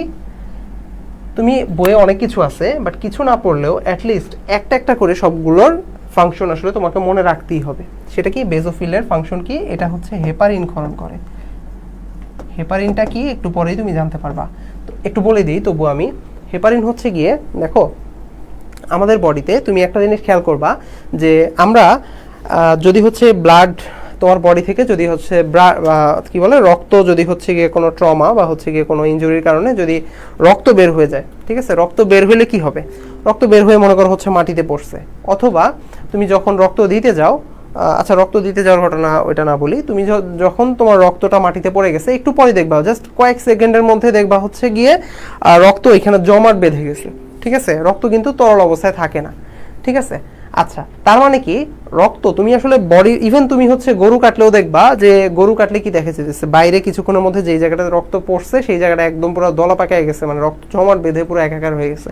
তার মানে বোঝা যেতেছে রক্ত যদি বাইরে চলে আসে তাহলে বাতাসের সংস্পর্শে সেটা কিন্তু জমাট বেঁধে যাইতেছে, তাই না। আচ্ছা, এখন আমার প্রশ্ন হচ্ছে, রক্ত বাইরে জমাট বেঁধে যায় কিন্তু তোমার বডিতে কিন্তু রক্তটা সারাক্ষণ সার্কুলেট হইতেই আছে, তোমার বডিতে ঠিকই সে সার্কুলেট, মানে তোমার বডির মধ্যে সে কিন্তু জমাট বেঁধে যাচ্ছে না। তাহলে বডির মধ্যে যেহেতু সে রক্তটা যেহেতু জমাট বেঁধে যাচ্ছে না, তার জন্য নিশ্চয়ই কোনো একটা উপাদান এটার জন্য দায়ী, তাই না। তাহলে তোমার বডিতে রক্ত যেন জমাট বেঁধে না যায় তার জন্য যে উপাদানটা দায়ী সেটার নামই হচ্ছে কি হেপারিন, এবং সেই হেপারিনটা যে কোষ থেকে আসে সেটা হচ্ছে গিয়ে তোমাদের বেজোফিল কোষ। ঠিক আছে, আচ্ছা ঠিক আছে। ইওসিনোফিল কি, ইওসিনোফিল হচ্ছে গিয়ে আমাদের বডিতে অ্যালার্জিক অ্যান্টিবডি ধ্বংস করার জন্য যে কোষটা কাজ করে সেটাকে আমরা বলি হচ্ছে গিয়ে ইওসিনোফিল। ঠিক আছে, তাহলে ই ফর আমরা এইভাবে হচ্ছে গিয়ে মনে রাখতে পারি অ্যালার্জি, যদিও বানান ই দিয়ে হয় না, এ দিয়ে হয়, বাট এটা হচ্ছে আমরা মনে রাখার জন্য মনে রাখবো সেটা হচ্ছে অ্যালার্জি। ঠিক আছে, যদি এ দিয়ে হয়, ঠিক আছে, বাট এটা আমরা মনে রাখবো ইওসিনোফিল অ্যালার্জিক অ্যান্টিবডি ধ্বংস করে। আচ্ছা, তারপরে আসো হচ্ছে গিয়ে আমাদের নিউট্রোফিল এবং আমরা হচ্ছে গিয়ে মনোসাইট, এই দুইটা একসাথে মনে রাখবো, নিউট্রোফিল এবং মনোসাইট। এই দুইজন কি করে, এই দুইজন হচ্ছে গিয়ে ফ্যাগোসাইটোসিসের মাধ্যমে তাহলে ফ্যাগোসাইটোসিসের মাধ্যমে জীবাণু ভক্ষণ করে ফেলে, মানে খেয়ে ফেলে। ঠিক আছে, ফ্যাগোসাইটোসিস বলতে কি বোঝায়, দেখো কোনো একটা অ্যান্টিজেন তোমার বডির মধ্যে ঢুকছে, অ্যান্টিজেন কথার অর্থ হচ্ছে গিয়ে ফরেন পার্টিকেল। ঠিক আছে, আমাদের বডির যা হচ্ছে গিয়ে আমাদের বডির নিজস্ব কোনো উপাদান না, বাইরে থেকে যাই আসে সেটাকেই বলা হয় হচ্ছে গিয়ে ফরেন বডি। তাহলে সেটাকে আমরা হচ্ছে গিয়ে বায়োলজির ভাষায় বলি হচ্ছে অ্যান্টিজেন। ঠিক আছে, তাহলে মনে করো হচ্ছে কোনো একটা অ্যান্টিজেন তোমার বডির মধ্যে ঢুকলো, তাহলে সেইটাকে আমার কোষ কি করলো, সে হচ্ছে গিয়ে প্রথমে এই জায়গাটাতে একটা গ্যাপ তৈরি করলো, তার পরবর্তীতে এই অ্যান্টিজেনটা সে হচ্ছে গিয়ে তার ভিতরে নিয়ে নিল। ঠিক আছে, তাহলে সে এই ভিতরে নেওয়াটার অর্থ কি, মানে হচ্ছে সে খেয়ে ফেললো। ঠিক আছে, এনগালফ করে ফেললো, এই প্রসেসটাকে আমরা বলি হচ্ছে ফ্যাগোসাইটোসিস। তো ফ্যাগোসাইটোসিস কে করে, নিউট্রোফিল এবং মনোসাইট, এই দুজন হচ্ছে ফ্যাগোসাইটোসিস করে। ঠিক আছে, তাহলে মোটামুটি হচ্ছে গিয়ে আমরা প্রত্যেকের ফাংশনটা শিখে ফেললাম এক্সেপ্ট লিম্ফোসাইট। তাহলে লিম্ফোসাইট আসলে কি করে, লিম্ফোসাইট আসলে দুইটা কাজ করে। লিম্ফোসাইটকে আমরা আবার আসলে দুইটা ভাগে ভাগ করি, একটা হচ্ছে বি লিম্ফোসাইট, একটা হচ্ছে গিয়ে টি লিম্ফোসাইট। ঠিক আছে, একটা হচ্ছে গিয়ে বি লিম্ফোসাইট, আরেকটাকে আমরা বলি হচ্ছে গিয়ে টি লিম্ফোসাইট। ঠিক আছে, আচ্ছা বি লিম্ফোসাইট কি করে, বি লিম্ফোসাইট হচ্ছে গিয়ে তোমার বডিতে অ্যান্টিবডি তৈরি করে। ঠিক আছে, বি লিম্ফোসাইট হচ্ছে গিয়ে তোমার বডিতে অ্যান্টিবডি তৈরি করে। আর টি লিম্ফোসাইট কি করে, টি লিম্ফোসাইটকে আমরা অনেক সময় বলি হচ্ছে গিয়ে এটা টার্গেট সেল হিসেবে কাজ করে, অর্থাৎ টি লিম্ফোসাইটের ফাংশনটাও আমরা মানে এক কথা এভাবে মনে রাখবো যে টি লিম্ফোসাইট হচ্ছে গিয়ে জীবাণু ধ্বংস করতে সাহায্য করে। ঠিক আছে, জীবাণুকে ধ্বংস করতে সাহায্য করে। ইন শর্ট আমরা এটুকু মনে রাখতে পারি। আর বি লিম্ফোসাইট মেইনলি হচ্ছে গিয়ে আমাদের প্লাজমা থেকে পরবর্তীতে অ্যান্টিবডি তৈরি করে। তো সেটা এত কিছু আমাদের জানতে হবে না, আমাদের শুধু এটুকু জানলেই হবে যে এটা অ্যান্টিবডি তৈরি করে। ঠিক আছে, তাহলে আমরা মোটামুটি হচ্ছে ডব্লিউবিসি সম্পর্কে জানলাম। প্লাটিলেটের ফাংশন কি? ডব্লিউবিসির পরে তো বাকি থাকে শুধু প্লাটিলেট, তাই না? ডব্লিউবিসির পরে বাকি থাকে হচ্ছে গিয়ে শুধু প্লাটিলেট। প্লাটিলেটের ফাংশন কি? প্লাটিলেটের ফাংশন হচ্ছে গিয়ে রক্ত জমাট বাঁধানো। ঠিক আছে, রক্ত জমাট বাঁধানো। এখন প্রশ্ন আসতে পারে যে ভাই একটু আগে আমি বললাম যে আমাদের বডিতে থাকা হেপারিন একদিকে হচ্ছে রক্ত জমাট বাঁধতে দিতেছে না, আমার বডির মধ্যে যেন কোথাও রক্তটা জমাট বেঁধে না যায় এই জন্য হেপারিন কাজ করতেছে। তাহলে রক্ত জমাট বাঁধার জন্য আবার প্লাটিলেট কি দরকার? আচ্ছা, প্লাটিলেট কেন দরকার? মনে করো তোমার এখানে ইনজুরি হয়ে গেছে, ঠিক আছে, এখান থেকে কেটে গেছে, কেটে গেলে এখন যদি এখান থেকে অনবরত রক্ত পড়তেই থাকে তাহলে তোমার জন্য ক্ষতি না? তোমার বডিতে কতটুকু রক্ত আছে? আমার বডি থেকে আমি একটু মিস করে গেছি, আমাদের বডিতে টোটাল 5 থেকে 6 লিটার রক্ত আছে। তাহলে এই 5 থেকে 6 লিটার রক্ত যদি আস্তে আস্তে আস্তে আস্তে করে সবকিছু পড়ে যায় তাহলে কি হবে? তোমার বডিতে পরিমাণ মতো অক্সিজেন তুমি পৌঁছাতে পারবা না। অক্সিজেন পৌঁছাতে না পারলে আলটিমেটলি তুমি মারা যাবা। ঠিক আছে, তাহলে তার মানে কি, রক্ত যদি পড়া কোথাও থেকে রক্ত পড়া স্টার্ট হয় তাহলে সেই জায়গায় রক্ত জমাট বাঁধিয়ে দিতে হবে যেন সেখান থেকে রক্তক্ষরণ না হয়, তাই না? সেই কাজটাই করে হচ্ছে গিয়ে প্লাটিলেট। এখন এই যে রক্ত জমাট বাঁধানোর যে প্রক্রিয়া সেটাকে আমরা বলি হচ্ছে গিয়ে রক্ততঞ্চন, বা ইংরেজিতে আমরা বলি হচ্ছে গিয়ে ব্লাড ক্লটিং। ঠিক আছে, তাহলে তোমাদের পরীক্ষায় অনেক সময়, যদি এটা আগে আসতো এখন কিছুটা কম আসে, রক্ততঞ্চনের যে প্রক্রিয়া বা ব্লাড ক্লটিং এর যে প্রসেস, সেই প্রসেসটা হচ্ছে তোমাদের পরীক্ষায় অনেক সময় আসে। ঠিক আছে, তবে এখন কিছুটা কম আসে, বাট মোটামুটি আমরা হচ্ছে গিয়ে ফাংশন অ্যান্ড ফিজিওলজি মোটামুটি সবগুলো ব্লাড সেলের জেনে ফেলছি। তো এই পর্যন্ত কারো কোনো সমস্যা আছে কিনা আমাকে একটু জানাও। এই পর্যন্ত সবকিছু ক্লিয়ার কিনা আমাকে জানাও।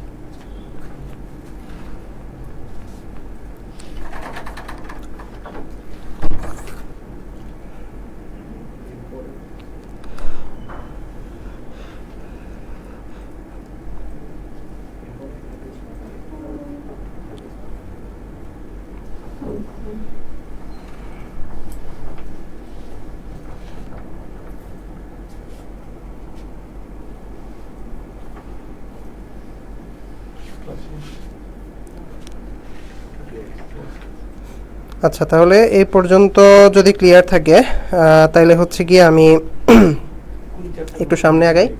রক্ত সংবহনতন্ত্র। আচ্ছা, তাহলে আমি একটু আগে বললাম যে প্লাটিলেটের কাজ কি? প্লাটিলেটের কাজ হচ্ছে গিয়ে রক্ত জমাট বাঁধানো। ঠিক আছে, বা এটাকে আমি আরেকটু জটিল ভাষায় বলি হচ্ছে, বা তোমাদের বইয়ের ভাষায় এটাকে বলা হচ্ছে রক্ত তঞ্চন ঘটানো। ঠিক আছে, তাহলে আমাদের রক্ত তঞ্চনের প্রক্রিয়াটা অ্যাকচুয়ালি জানতে হয়। ঠিক আছে, যে কিভাবে আসলে রক্ত তঞ্চন হয় বা ব্লাড ক্লটিং কিভাবে হয়। ইংরেজিতে আমরা বলি হচ্ছে গিয়ে ব্লাড ক্লটিং। ব্লাড ক্লটিং বাংলায় আমরা বলি হচ্ছে গিয়ে রক্ত তঞ্চন। ঠিক আছে, রক্ত তঞ্চন। আচ্ছা, এটা একটু মনে রাখো যে রক্ত জমাট বাঁধানো এটাকেই আসলে একটু জটিল ভাষায় বলা হয় হচ্ছে রক্ত তঞ্চন, তোমাদের বইয়ের ভাষায় আর কি। তাহলে আসলে রক্ত তঞ্চনটা কিভাবে হয় আমরা একটু খেয়াল করি, খুবই ইন্টারেস্টিং এটা। কিরকম, মনে করো এটা হচ্ছে কি তোমাদের কোনো একটা ব্লাড ভেসেল। ঠিক আছে, তাহলে কোনো একটা ব্লাড ভেসেলের মনে করো এই অংশে কেটে গেছে। ঠিক আছে, এই অংশে কেটে গেছে, তাহলে আমি মোটামুটি এই অংশটা মুছে দিই। তাহলে মুছে দিলাম, কেটে গেছে। আচ্ছা, কেটে গেলে কি হবে? কেটে গেলে এই অংশটুকু বাতাসের সংস্পর্শে চলে আসবে। ঠিক আছে, তাহলে বাতাসের সংস্পর্শে আসার অর্থ হচ্ছে গিয়ে অক্সিজেন এখানে বিক্রিয়া করা স্টার্ট করবে। আচ্ছা, অক্সিজেনের সাথে যখন রিয়াকশন হয় তোমার ব্লাডের মধ্যে, অলরেডি আমি বলে ফেলছি তোমার ব্লাডের মধ্যে কি থাকে? হেপারিন থাকে। ঠিক আছে, হেপারিন। তাহলে তোমার ব্লাডের মধ্যে থাকা যে হেপারিন, সেই হেপারিন এতক্ষণ ধরে কি করতেছিল? এতক্ষণ ধরে তার কাজ ছিল তোমার রক্তের যেন কোথাও কোনো জমাট না বেঁধে যায়। ঠিক আছে, জমাট বেঁধে গেলে কি হবে? জমাট বেঁধে গেলে সমস্যা যেটা হবে সেটা হচ্ছে রক্ত তোমার ভেসেলের মধ্যে দিয়ে প্রবাহিত হইতে পারবে না। যদি রক্ত তোমার ভেসেলের মধ্যে দিয়ে প্রবাহিত না হয় তাহলে নির্দিষ্ট কোষে রক্ত পৌঁছাতে পারবে না। আর নির্দিষ্ট কোষে রক্ত নাও পৌঁছাতে পারার অর্থ হচ্ছে গিয়ে, মনে করো এই কোষের মধ্যে আমি রক্ত দিতে পারতেছি না। আচ্ছা, তাহলে এই কোষের মধ্যে রক্ত আসার ইম্পর্টেন্সটা কি ছিল?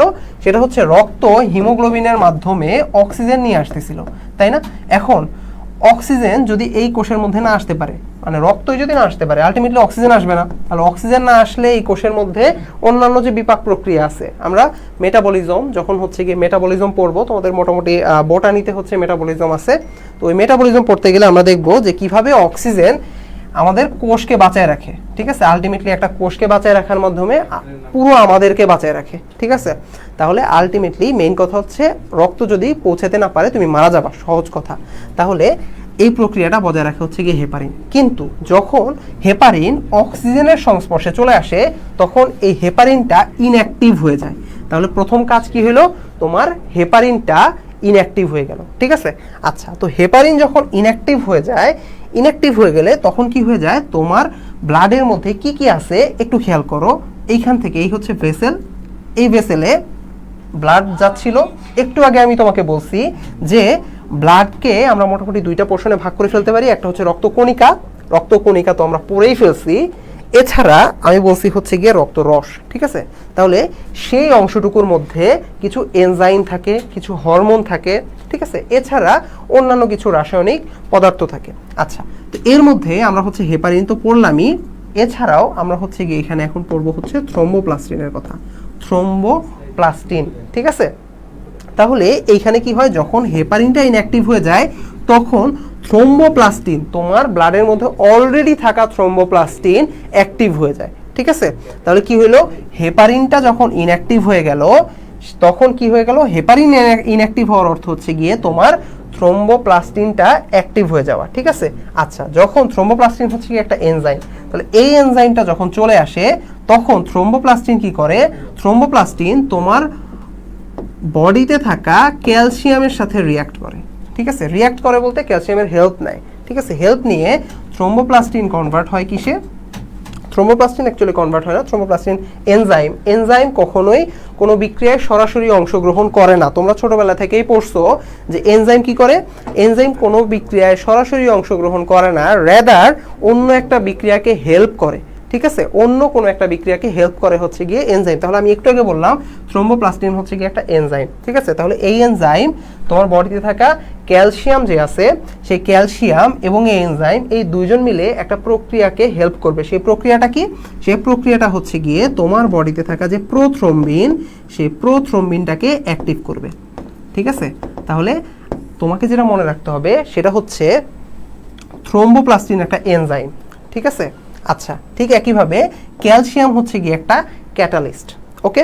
তাহলে অক্সিজেন আসলো, হেপারিনটা ইনঅ্যাক্টিভ হয়ে গেল। হেপারিনটা যখন ইনঅ্যাক্টিভ হয়ে যায়, এই হেপারিনটা এতক্ষণ থ্রোম্বোপ্লাস্টিনটাকে সাপ্রেস করে রাখছিল, কিন্তু হেপারিন যখন ইনঅ্যাক্টিভ তখন থ্রোম্বোপ্লাস্টিনটা অ্যাক্টিভ, ওকে। থ্রোম্বোপ্লাস্টিনটা যখন অ্যাক্টিভ হয়ে গেছে, থ্রোম্বোপ্লাস্টিন কি একটা এনজাইম। এটা কিন্তু এনজাইম, আমরা আবার বলতেছি, এনজাইম কখনোই কোনো বিক্রিয়ায় অংশগ্রহণ করে না। ইভেন কোনো ক্যাটালিস্ট কোনো বিক্রিয়ায় অংশগ্রহণ করে না, তারা হচ্ছে গিয়ে কোনো একটা বিক্রিয়াকে অন্য একটা বিক্রিয়াকে হেল্প করে, সহজ কথা। তাহলে এখানে থ্রোম্বোপ্লাস্টিন এবং ক্যালসিয়াম এরা অন্য একটা বিক্রিয়াকে হেল্প করবে। তাহলে কোন বিক্রিয়াটা, সেই বিক্রিয়াটা হচ্ছে তারা যেটার উপরে কাজ করবে সেটার নাম হচ্ছে গিয়ে তোমার ব্লাডের মধ্যে থাকা প্রোথ্রম্বিনের উপরে তারা কাজ করবে। তাহলে প্রো কথাটার অর্থ কি, যেখানেই আসলে তুমি প্রো কথাটা পাবা, তুমি বায়োলজিতে যেখানেই প্রো কথাটা পাবা, প্রো অর্থ হচ্ছে গিয়ে কোনো একটা জিনিসের ইনঅ্যাক্টিভ ফর্মই হচ্ছে গিয়ে প্রো, ঠিক আছে। অথবা দেখবা যদি প্রিফিক্স হিসেবে ইউজ হয় অনেক সময় আমরা প্রো ইউজ করি, আর যদি সাফিক্স হিসেবে ইউজ হয় তাহলে সেক্ষেত্রে অনেক সময় আমরা জেন কথাটা ইউজ করি। তাহলে প্রিফিক্স হিসেবে প্রো অথবা সাফিক্স হিসেবে জেন, এই জিনিসগুলো যেখানে থাকে তাহলে বুঝবা যে সেই জিনিসটা নিশ্চয়ই কোনো একটা ইনঅ্যাক্টিভ ফরম্যাটকে ইন্ডিকেট করতেছে। তাহলে প্রোথ্রম্বিন হচ্ছে গিয়ে অ্যাকচুয়ালি থ্রম্বিনের ইনঅ্যাক্টিভ ফর্ম। তাহলে থ্রোম্বোপ্লাস্টিন এবং ক্যালসিয়াম প্রোথ্রম্বিনকে থ্রম্বিনে কনভার্ট করবে, থ্রম্বিনে কনভার্ট করবে, ঠিক আছে। তাহলে আমরা বুঝলাম কি, থ্রোম্বোপ্লাস্টিন এবং ক্যালসিয়াম মিলে প্রোথ্রম্বিনকে প্রথমে থ্রম্বিনে কনভার্ট করলো। তাহলে আমরা কি পেয়ে গেলাম, আমরা হচ্ছে গিয়ে থ্রম্বিন পেয়ে গেলাম এখান থেকে। আচ্ছা, এখন এই থ্রম্বিনটা আসলে কেন আসছে, থ্রম্বিনটা আসার কারণ হচ্ছে গিয়ে তোমার এইখানে এক ধরনের প্রোটিন আছে, সেই প্রোটিনটার নাম কি জানো, সেই প্রোটিনটার নাম হচ্ছে গিয়ে ফাইব্রিনোজেন, ঠিক আছে। তাহলে তোমার এখানে কিছু প্রোটিন আছে, সেই প্রোটিনটার নাম কি, ফাইব্রিনোজেন, ঠিক আছে, ফাইব্রিনোজেন নামে এক ধরনের প্রোটিন আছে। একটু আগে আমি তোমাকে বললাম যে যখন যখন প্রো কথাটা থাকবে প্রিফিক্স হিসেবে অথবা জেন কথাটা থাকবে সাফিক্স হিসেবে, এগুলোর মানে হচ্ছে গিয়ে ওই জিনিসটা কোনো একটা জিনিসের ইনঅ্যাক্টিভ ফর্মকে ইন্ডিকেট করতেছে। তাহলে ফাইব্রিনোজেনও হচ্ছে গিয়ে কোনো একটা জিনিসের ইনঅ্যাক্টিভ ফর্ম। কার ইনঅ্যাক্টিভ ফর্ম? সেটা হচ্ছে ফাইব্রিনের ইনঅ্যাক্টিভ ফর্ম। তাহলে ফাইব্রিনের ইনঅ্যাক্টিভ ফর্ম। আচ্ছা, তাহলে ঘটনা কি দাঁড়াইলো? ঘটনা হচ্ছে গিয়ে আমি আরেকটু সামারাইজ করি। আমাদের কোন একটা জায়গায় কেটে গেছে, কেটে যাওয়ার পরে সেই জায়গাটা অক্সিজেনে এক্সপোজ হয়ে গেছে, অক্সিজেনের কাছে চলে আসছে। অক্সিজেন হেপারিনকে ইনঅ্যাক্টিভ করে দিল। হেপারিন ইনঅ্যাক্টিভ হয়ে যাওয়ার অর্থ হচ্ছে গিয়ে এখান থেকে থ্রোম্বোপ্লাস্টিনটা অ্যাক্টিভ হয়ে যাবে। থ্রোম্বোপ্লাস্টিন এবং ক্যালসিয়াম মিলে আমাদের ব্লাডের মধ্যে থাকা প্রোথ্রম্বিনকে থ্রম্বিনে কনভার্ট করবে। থ্রম্বিনের কোনো কাজ নাই, মানে থ্রম্বিনের সরাসরি কোনো কাজ নাই। বাট থ্রম্বিন আসলে কেন আসছে?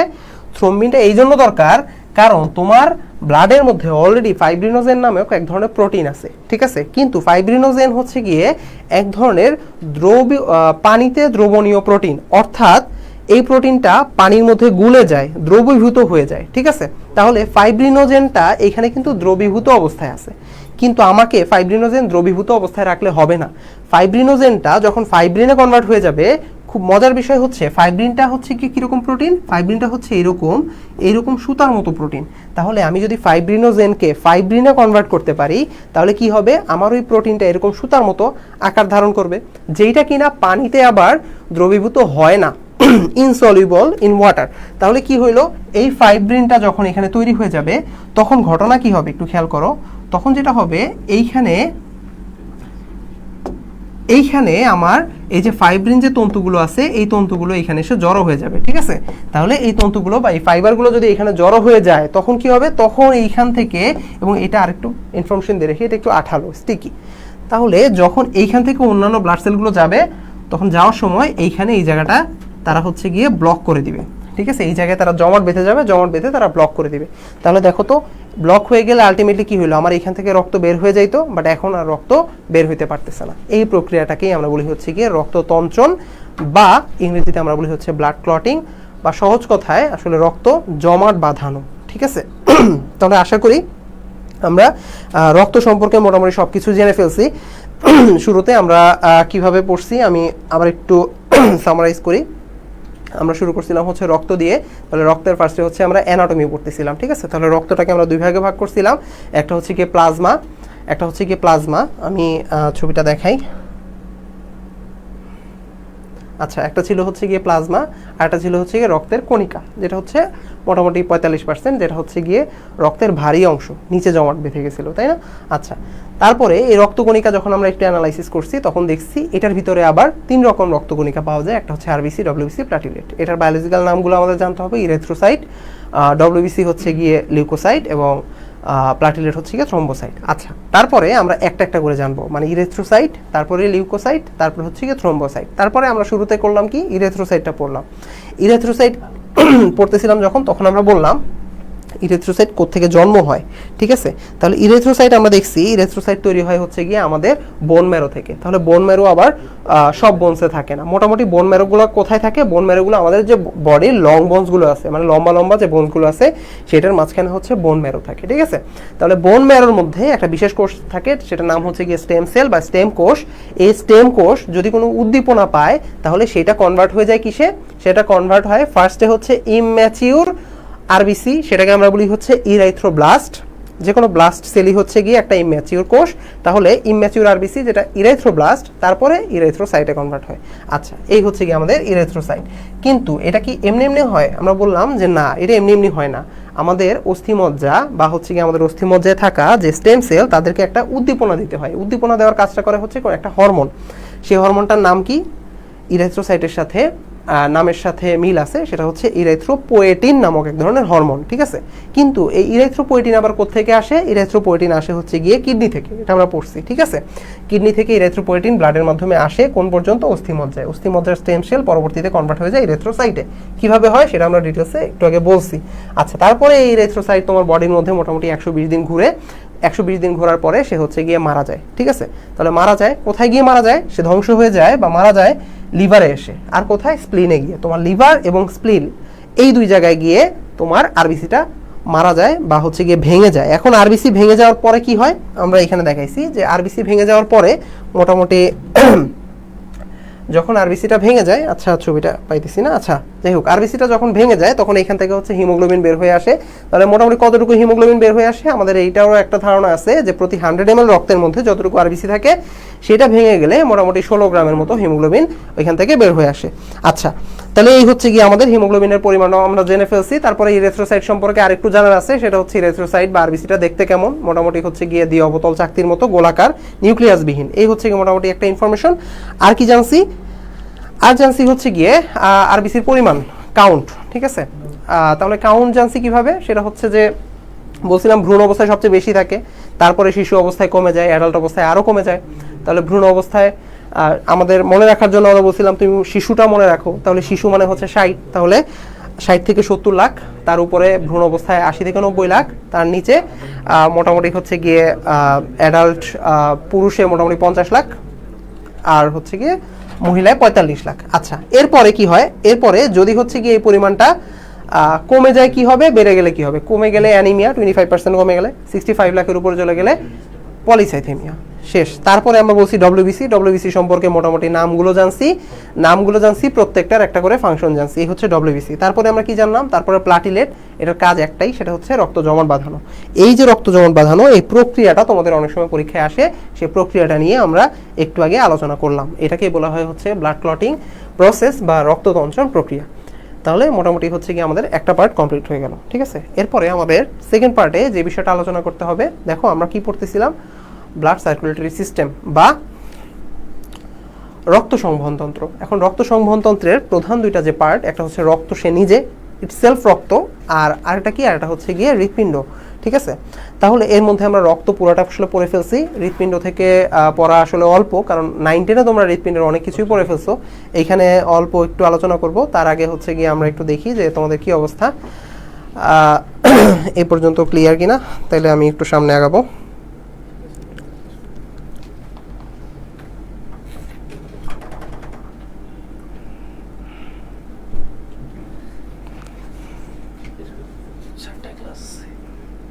ক্লাস আছে, আচ্ছা আচ্ছা, তাহলে আমরা এখন হচ্ছে হৃৎপিণ্ডটা দেখি।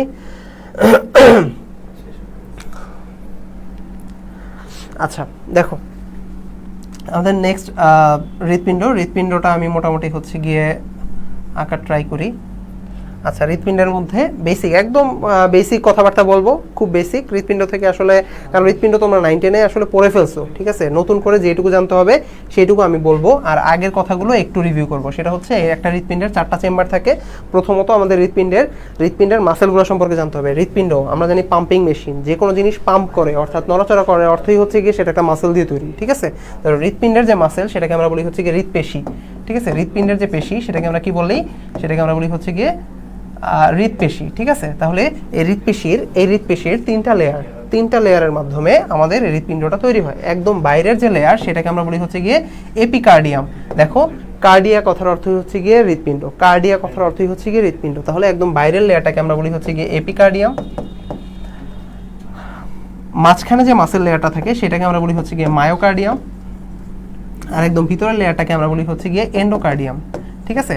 তাহলে মোটামুটি আমরা হৃৎপিণ্ডের মাসেলের 3টা লেয়ার শিখে ফেলছি, একটা হচ্ছে এপিকার্ডিয়াম, মায়োকার্ডিয়াম, আর একটা হচ্ছে গিয়ে এন্ডোকার্ডিয়াম, ঠিক আছে। আচ্ছা, এদের ফাংশন একটু জানতে হয়, বই থেকে একটু ফাংশনটা দেখে নিও, আমি একটু ফার্স্ট যাচ্ছি। এদের বাইরে একটা আবরণ থাকে। হৃৎপিণ্ডের আবরণীর নাম কি, হৃৎপিণ্ডের আবরণীর নাম হচ্ছে গিয়ে পেরিকার্ডিয়াম, ঠিক আছে, পেরিকার্ডিয়াম। তাহলে মোটামুটি হচ্ছে কি আমরা এখানে একটু শিখে ফেলছি, একটা হচ্ছে লেয়ার আর একটা হচ্ছে গিয়ে আবরণ, দুইটা কিন্তু ডিফারেন্ট জিনিস। তোমরা অনেক সময় এমসিকিউতে ভুল করে ফেলো, পেরিকার্ডিয়াম এটা আসলে তোমাদের মনে থাকে না। হৃৎপিণ্ডের আবরণীর নাম হচ্ছে গিয়ে পেরিকার্ডিয়াম। পেরি কথার অর্থ হচ্ছে গিয়ে চারপাশে যে জিনিস থাকে সেটাই হচ্ছে গিয়ে পেরি। তাহলে পেরিকার্ডিয়াম হচ্ছে হৃৎপিণ্ডের আবরণ, আর মাসেলের 3টা লেয়ার হচ্ছে এপিকার্ডিয়াম, মায়োকার্ডিয়াম এবং এন্ডোকার্ডিয়াম, ঠিক আছে। আচ্ছা, শেষ হয়ে গেল মাসেলের 3টা লেয়ার, হাবিজাবি যা কিছু বললাম শেষ। আচ্ছা, এখানে হচ্ছে গিয়ে এগুলো সব কিছু মিলে 4টা চেম্বার তৈরি হয়েছে। উপরের চেম্বার দুইটাকে আমরা বলি হচ্ছে অ্যাট্রিয়াম, নিচের দুইটাকে আমরা বলি ভেন্ট্রিকল। অ্যাট্রিয়াম যে দুইটা, ডান পাশে হচ্ছে গিয়ে রাইট অ্যাট্রিয়াম, বাম পাশে হচ্ছে গিয়ে লেফট অ্যাট্রিয়াম। ডান পাশে হচ্ছে গিয়ে রাইট ভেন্ট্রিকল, এই পাশে হচ্ছে গিয়ে লেফট ভেন্ট্রিকল, ঠিক আছে। আচ্ছা, তাহলে হৃৎপিণ্ডে সারা বডি থেকে রক্ত দুইটা ধমনির মাধ্যমে আসে, সেটাকে আমরা বলি হচ্ছে গিয়ে কি, সেগুলোকে আমরা বলি হচ্ছে ভেনা ক্যাভা, ঠিক আছে। একটা হচ্ছে সুপিরিয়র ভেনা ক্যাভা, একটাকে আমরা বলি হচ্ছে ইনফিরিয়র ভেনা ক্যাভা। সুপিরিয়র মানে উপরে, ইনফিরিয়র মানে নিচে, ঠিক আছে। তাহলে সুপিরিয়র মানে আমরা বলতে পারি এইটাকে বাংলায় আমরা বলি হচ্ছে ঊর্ধ্ব মহাশিরা, আর এটা হচ্ছে গিয়ে নিম্ন মহাশিরা, ঠিক আছে। আচ্ছা, এগুলো আমি একটু ফাস্ট যেতেছি এই জন্য যে আমি জানি এগুলো তোমরা 9 10 অলরেডি পড়ে আসছো, ঠিক আছে, এই জন্য আমি একটু ফাস্ট যেতেছি। তাহলে এটা হচ্ছে ঊর্ধ্ব মহাশিরা আর এটা হচ্ছে গিয়ে নিম্ন মহাশিরা, ঠিক আছে। অথবা আমাদের আসলে ক্লাসের টাইমেরও একটু ইয়ে আছে,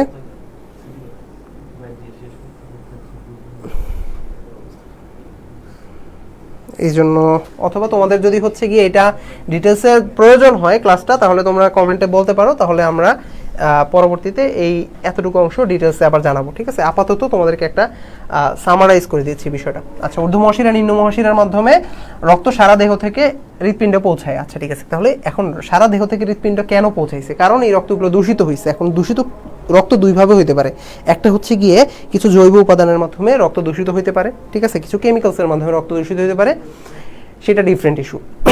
আবার কার্বন ডাইঅক্সাইডের মাধ্যমে রক্ত মানে গ্যাসিয়াস কার্বন ডাইঅক্সাইডের মাধ্যমে রক্ত দূষিত হতে পারে, ঠিক আছে। এখন হৃৎপিণ্ডের কাছে আসলে আমরা যখন বলতেছি দূষিত রক্ত, তার মানে এটা আসলে কার্বন ডাইঅক্সাইড যুক্ত রক্তকে বুঝাইতেছি, ঠিক আছে। তাহলে দূষিত রক্ত দুইভাবে হইতে পারে, একটা হচ্ছে কার্বন ডাইঅক্সাইড দিয়েও রক্ত দূষিত হইতে পারে, আবার অন্যান্য বিভিন্ন বজ্র দিয়েও রক্ত দূষিত হতে পারে। আমরা অন্য বজ্রের কথা আসলে এখানে চিন্তা করতেছি না, কারণ অন্য বজ্রের হিসাবটা চলে যাবে যখন আমরা কিডনি নিয়ে পড়বো তখন। আপাতত আমরা পড়তেছি কার্বন ডাইঅক্সাইড যে দূষণ হয়, কার্বন ডাইঅক্সাইডের মাধ্যমে যে দূষণটা হয়, সেই দূষণটা থেকে আসলে কিভাবে মুক্তি পাওয়া যায়, ঠিক আছে, সেটা নিয়ে। তাহলে সেটার মুক্তি আসলে তোমাকে হৃৎপিণ্ড দিবে। হৃৎপিণ্ড আসলে সেটার মুক্তি দিবে না, বাট সেটার একটা মানে হেল্পার হিসেবে কাজ করবে। আচ্ছা, দেখি তাহলে মোটামুটি হচ্ছে সারা দেহ থেকে কার্বন ডাইঅক্সাইড যুক্ত রক্ত আমি হৃৎপিণ্ডের রাইট অ্যাট্রিয়ামে নিয়ে আসলাম, ঠিক আছে। তারপরে রাইট অ্যাট্রিয়ামে যখন প্রেশার বেড়ে যাবে তখন কি হবে, রাইট অ্যাট্রিয়ামে সিস্টল হবে। সিস্টল হইলে সেটা রাইট ভেন্ট্রিকলে প্রবেশ করবে, তারপরে রাইট ভেন্ট্রিকলের থেকে সেটা চলে যাবে হচ্ছে গিয়ে আমাদের আচ্ছা, রাইট ভেন্ট্রিকল থেকে রক্ত কই চলে যাবে, রাইট ভেন্ট্রিকল থেকে আমাদের রক্ত চলে যাবে হচ্ছে গিয়ে আমাদের ফুসফুসে, ঠিক আছে। রাইট ভেন্ট্রিকল থেকে রক্ত চলে যাবে কোথায়, আমাদের ফুসফুসে, ঠিক আছে। আচ্ছা, ফুসফুসে গেলে কি হবে, ফুসফুসে আমাদের রক্তটা বিশুদ্ধ হবে। কিভাবে বিশুদ্ধ হবে আবার বলতেছি, আমরা ডিটেলসে বলতেছি না। কার্বন ডাইঅক্সাইড যুক্ত রক্ত ফুসফুসে যাবে, কারণ অলরেডি তোমরা এটা জানার কথা যে ফুসফুসের কাজই হচ্ছে গিয়ে, ফুসফুসের অ্যালভিওলাসের কাজই হচ্ছে গিয়ে সে অক্সিজেন যুক্ত রক্ত নিয়ে বসে আছে। কার্বন ডাইঅক্সাইড যুক্ত রক্ত যদি ওখানে যায়, সে রক্ত থেকে কার্বন ডাইঅক্সাইডটা নিজের মধ্যে রেখে দিবে, অক্সিজেনটা দিয়ে দিবে, ঠিক আছে। কিভাবে দিবে, কেন দিবে, এটা হচ্ছে গিয়ে এই জিনিসটা আমরা আরো ডিটেলসে পড়বো হচ্ছে যখন আমরা কি বলে রেসপিরেটরি সিস্টেম যখন পড়বো বা শ্বসনতন্ত্র যখন পড়বো, তখন আমরা ওইখানে ডিটেলসে পড়বো। আচ্ছা, তো যাই হোক, এইখানে হচ্ছে গিয়ে আমরা মেইন কথা হচ্ছে এখানে গ্যাসিয়াস এক্সচেঞ্জ হলো, তারপরে অক্সিজেন যুক্ত রক্ত সে হচ্ছে গিয়ে হৃৎপিণ্ডে ফেরত পাঠাইলো লেফট অ্যাট্রিয়ামের মধ্যে, তারপরে লেফট অ্যাট্রিয়ামে আবার সিস্টল হইলো, সেটা চলে গেল হচ্ছে লেফট ভেন্ট্রিকলে, দেন লেফট ভেন্ট্রিকলে সিস্টল হইলো। লেফট ভেন্ট্রিকলে সিস্টলের মাধ্যমে কি হবে, অ্যাওয়ার্টা এটার বাংলা অর্থ কি, মহা ধমনী, ঠিক আছে। তাহলে অ্যাওয়াটা বা মহাধমনী হয়ে সেটা হচ্ছে সারা দেহে প্রবাহিত হবে, ঠিক আছে। খুব সহজ কথা। এখন তোমাকে এইখানে বেসিক কিছু কথাবার্তা বলি। দেখো, প্রথমত তুমি একটু খেয়াল করো, রাইট অ্যাট্রিয়াম এবং লেফট অ্যাট্রিয়াম এরা রক্ত পাম্প করে ম্যাক্সিমাম কি করে, নিচের দিকে রক্তটা সাপ্লাই দেয়, অর্থাৎ এইখান থেকে রক্ত খুব বেশি ডিস্টেন্সে যাওয়ার প্রয়োজন হয় না। যেহেতু এইখান থেকে রক্ত খুব বেশি ডিস্টেন্সে যাওয়ার প্রয়োজন নাই, তার মানে এইখানে আসলে এদের পাম্পিং অ্যাবিলিটি মোটামুটি কম হইলেও সমস্যা নেই। মানে এরা যদি আস্তে করে চাপ দিতে পারে তাহলে ইনাফ, ঠিক আছে। কারণ কি, প্রথমত এদেরকে হেল্প করতেছে গ্র্যাভিটি, কারণ সে নিচে রক্ত সাপ্লাই দিবে, এক নম্বর কথা। দ্বিতীয় কথা হচ্ছে এরা যে এখানে রক্ত সাপ্লাই দিবে সেই জায়গাটাও আসলে দূরত্বটা খুব বেশি না, ঠিক আছে। তাহলে এইখানে হচ্ছে গিয়ে আস্তে চাপ দিলেই হবে। তার মানে এইখানে যে মাসেলটা দরকার সেই মাসেলটা খুব বেশি মোটা না হলেও হবে। তাই তুমি দেখবা লেফট অ্যাট্রিয়াম বা রাইট অ্যাট্রিয়াম মানে অ্যাট্রিয়ামের যে ওয়াল, সেই ওয়াল বা প্রাচীর, সেই প্রাচীরটা কিন্তু খুবই পাতলা থাকে। রেদার আমরা দেখি যে হচ্ছে গিয়ে আমাদের যে ভেন্ট্রিকলগুলো থাকে সেই ভেন্ট্রিকলের প্রাচীর কিন্তু অনেকটা মোটা থাকে। কেন মোটা থাকে আমরা একটু দেখি। দেখো, আমরা যদি রাইট ভেন্ট্রিকলের দিকে তাকাই, তাহলে রাইট ভেন্ট্রিকলের কাজ কি, রক্ত সাপ্লাই দিবে সে ফুসফুস পর্যন্ত। তাহলে কিন্তু রক্ত সাপ্লাই দেওয়ার জন্য তাকে মোটামুটি অনেক ডিস্টেন্সে তো কাজ করতেই হয়। দ্বিতীয় কথা হচ্ছে তাকে গ্র্যাভিটির এগেনস্টে কাজ করতে হয়, ঠিক আছে। তার মানে তাকে প্রথমত তাকে একটা দূরত্ব অনেক দূরত্বে হচ্ছে গিয়ে তাকে রক্তটা সাপ্লাই দিতে হচ্ছে, দ্বিতীয় কথা হচ্ছে তাকে গ্র্যাভিটির এগেনস্টে কাজ করতে হচ্ছে, তাই তার মাসেলটা একটু মোটা হয়, ঠিক আছে। আচ্ছা, আরেকটা জিনিস খেয়াল করো, রাইট ভেন্ট্রিকল তো দুই ফুসফুসে রক্ত সাপ্লাই দেয়, কিন্তু লেফট ভেন্ট্রিকল কি করে, লেফট ভেন্ট্রিকল সারা দেহে রক্ত সাপ্লাই দেয়। তাহলে কাকে বেশি কাজ করতে হয়, অবশ্যই লেফট ভেন্ট্রিকলকে। তাই তুমি দেখবা এই ভেন্ট্রিকলের প্রাচীর একটু মোটা হয়, কিন্তু আবার রাইট ভেন্ট্রিকল এবং লেফট ভেন্ট্রিকলের মধ্যে আবার লেফট ভেন্ট্রিকল বা হচ্ছে গিয়ে আমরা বাংলায় বলি কি বাম অলিন্দ, ঠিক আছে। তাহলে বাম অলিন্দের প্রাচীর তুলনামূলকভাবে একটু বেশি মোটা হয়, ঠিক আছে। তাহলে তোমাদের এমসিকিউতে যদি আসে যে সবগুলো মানে হৃৎপিণ্ডের যতগুলো চেম্বার আছে সবগুলো চেম্বারের মধ্যে কোন চেম্বারের প্রাচীর সবচেয়ে বেশি মোটা হয়, অবশ্যই সেটা হচ্ছে লেফট ভেন্ট্রিকল, ঠিক আছে। তাহলে লজিকটা যদি মাথায় থাকে আশা করি কখনো ভুলবা না।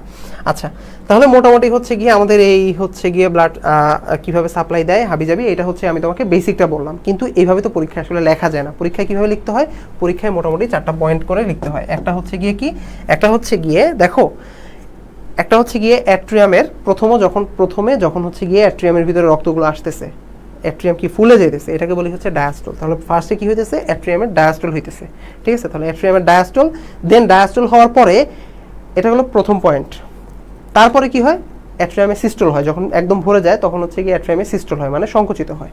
আচ্ছা, প্রেশার দেয়, হ্যাঁ, তাহলে অ্যাট্রিয়ামে সিস্টল, এটা হচ্ছে সেকেন্ড পয়েন্ট। তারপরে 3 নম্বর পয়েন্টে তুমি কি লিখবা, 3 নম্বর পয়েন্টে হচ্ছে যখন আমাদের ভেন্ট্রিকলটা যখন প্রসারিত হয় সেটাকে আমরা বলি হচ্ছে ভেন্ট্রিকলের ডায়াস্টল, তারপরে হচ্ছে ভেন্ট্রিকলের সিস্টল। যদিও তোমাদের বইয়ে হচ্ছে ভেন্ট্রিকলের সিস্টলটা আগে দেওয়া আছে, তারপরে ভেন্ট্রিকলের ডায়াস্টলটা দেওয়া আছে, তো সমস্যা নেই, এটা আগে পরে মানে এতটুকু আগে পরে হলে সমস্যা নেই, বাট মোটামুটি সিকোয়েন্সটা মেনটেন করলে তোমার জন্য মনে রাখাটা ইজি হবে।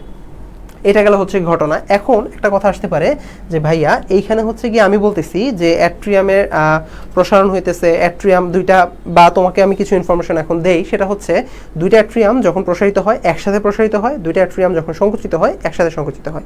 ঠিক একইভাবে ভেন্ট্রিকল দুইটা একসাথে প্রসারিত হয় এবং একসাথে সংকুচিত হয়, মানে ভেন্ট্রিকলের ডায়াস্টল সিস্টল একসাথে হয়, আবার অ্যাট্রিয়ামে যখন ডায়াস্টল হয় একসাথে হয়, যখন সিস্টল হয় একসাথে হয়। এখন এই জিনিসটা কিভাবে একসাথে মেইনটেইন হয়, ঠিক আছে।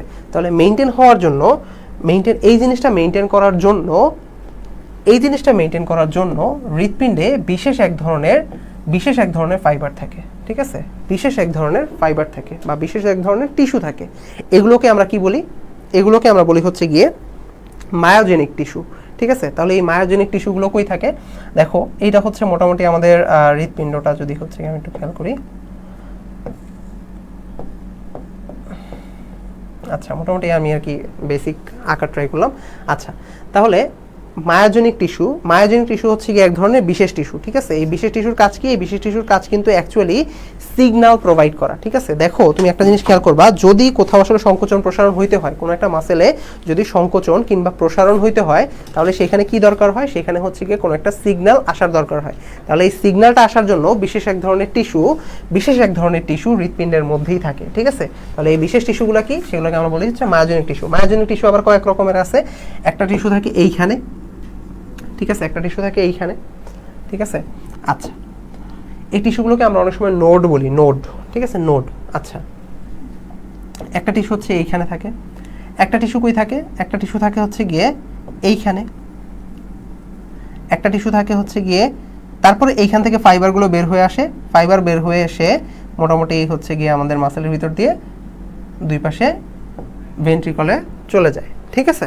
আচ্ছা, এগুলোকে আমরা বলি কি, একটু আগে বললাম নোড বলা হয়, ঠিক আছে। দেখো এইখান থেকে একটা ফাইবার বের হয়ে অ্যাট্রিয়ামে চলে যায়। আচ্ছা, এটা কিভাবে কাজ করে, এইটাকে বলা হচ্ছে এসএ নোড। এর ফুল ফর্ম হচ্ছে গিয়ে সায়ানো অ্যাট্রিয়াল নোড, ঠিক আছে। এইটাকে বলা হয় হচ্ছে গিয়ে এসএ নোড বা সায়ানো অ্যাট্রিয়াল নোড। এটা অ্যাট্রিয়ামের মধ্যে থাকে। তারপরে আসে হচ্ছে গিয়ে এবি নোড বা হচ্ছে অ্যাট্রিওভেন্ট্রিকুলার নোড।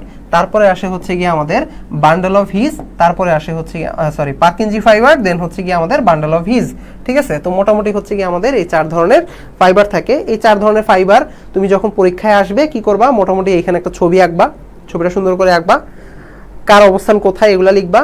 আর প্রত্যেকের কাজের মধ্যে অ্যাকচুয়ালি তোমাকে মেইন যে জিনিসটা জানতে হবে সেটা হচ্ছে এসএ নোড সম্পর্কে জানতে হবে। এসএ নোডকে আমরা বলি হচ্ছে গিয়ে পেস মেকার, ঠিক আছে। এসএ নোডকে আমরা বলি হচ্ছে গিয়ে পেসমেকার। কেন পেসমেকার বলি? কারণ হচ্ছে গিয়ে প্রথম সিগন্যাল ট্রান্সমিশনটা এসএ নোডের মাধ্যমেই হয়, এই জন্য এসএ নোডকে আমরা বলি হচ্ছে গিয়ে পেসমেকার। তো যাই হোক, মোটামুটি হচ্ছে গিয়ে আমাদের এখান থেকে যা যা জানার ছিল আমরা সব কিছু আসলে জেনে ফেলছি। হৃৎপিণ্ড এবং হচ্ছে ব্লাড যা যা জানার ছিল সব কিছু জেনে ফেলছি। এবং একদম শুরুতে যদি আমরা একটু চলে যাই, ক্লাসের একদম শুরুতে কি বলছিলাম, যে আমাদের এখান থেকে জানার দরকার ছিল কি ব্লাডের অ্যানাটমি, ফিজিওলজি এবং ব্লাড ক্লটিং, ঠিক আছে, তিনটেই আমরা জানছি। এগুলো আমরা মোটামুটি ডিটেলসেই পড়ছি।